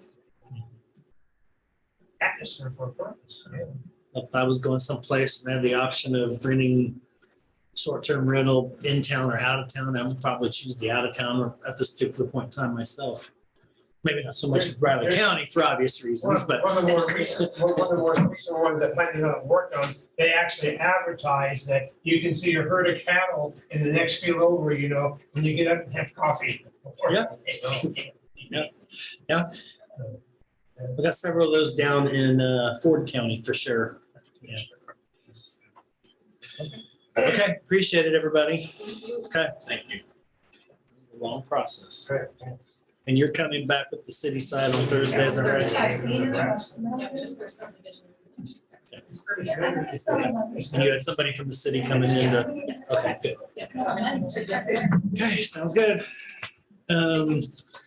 So that was the last agenda item for the day. I have one other item to discuss this morning that popped up on the radar late last week. If you're looking at your calendar, which you conveniently have in front of you, if you're on December. Some of us not so much. December. Thanksgiving's coming up. This calendar underneath? Right, or a calendar. There's a calendar on the computer. As we're all aware, Christmas falls on a Saturday this year. Yeah. Which makes Christmas Eve fall on that Friday before. Both days we have off. Has also been talked about and discussed on providing a half a day on the 23rd. Keep in mind for Thanksgiving, you get basically that 4-day weekend off. For Christmas, seems to be a bigger holiday for not all of us, but most, generally speaking, everybody. Gives an extra half a day of travel, family time, whatever's needed in that particular instance for Riley County staff and employees. After thinking about that a little bit further, I don't have a problem with it. Won't do that obviously for the following week for New Year's, but it'd be a pretty good show of sign for the holidays this year to everybody have that extra half a day off if they're traveling. There's a copy of the current policy, which passed one down. It's one for you, for each commissioners. And that'll explain why we have the Friday off. Highlighted is what's relevant to the Christmas holiday as current. And that's when it falls in the week. Yeah, okay. You didn't want that? I did want one, but I don't need two. So follow along and change your calendar too, please. It gets rather confusing. We have changed it so many times throughout the county, and many times in this situation, this is exactly what happens. And basically, if you follow along, that's gonna happen basically twice in a 7-year period or 6-year period, depending on leap years, so. Or just a half a day. Yeah. Is anybody going to be productive in a half a day? I know we are, because we're gonna have a meeting that morning. And I would probably say, yeah, because there's still, for most departments and most staff, a lot of end of the year work that still needs to be done. So that's why probably like half a day is really necessary, and from my perspective in that equation. And, you know, just in general, dealing with everything everybody's had to deal with over the last year, year and a half, really 2 years at this point in time. I'm gonna go with 2 years. Extra half a day, you know, show some time during the holidays that we really appreciate their work and efforts. And just in relation to your comment about productivity, there's actually a lot of data that actually shows that by getting some of these incentives and some of these tokens of appreciation, people are really more productive in a shorter period of time. And so, I've actually been reading quite a bit about this lately because it's one of the trends in recruiting and retention, but I would say that the likelihood of being productive is pretty high, right?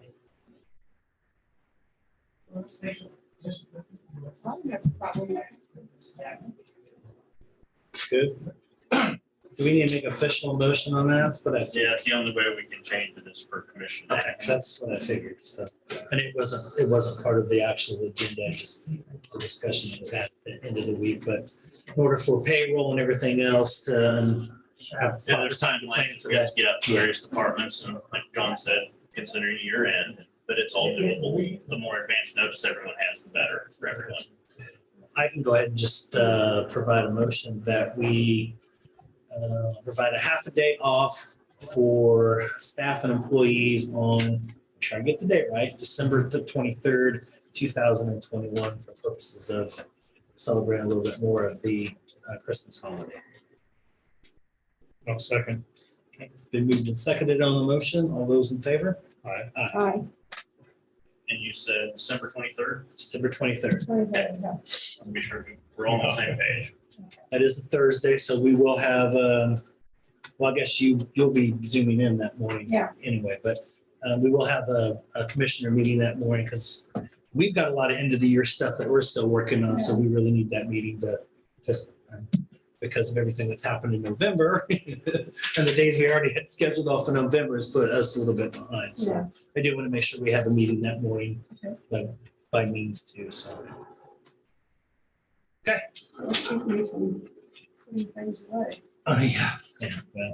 well, if we didn't have the situation at the beginning of November, we might have been a little bit more okay to do that, but I want to make sure we stay caught up getting through the end of the year and the beginning of next year. So.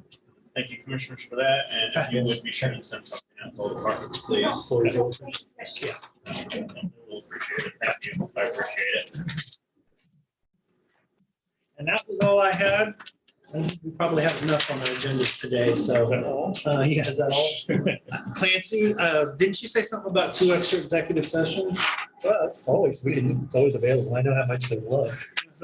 Yeah, get at it.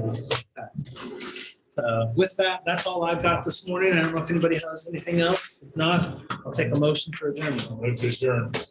It's been moved to second adjournment of the December 6th Riley County Commission meeting. All those in favor?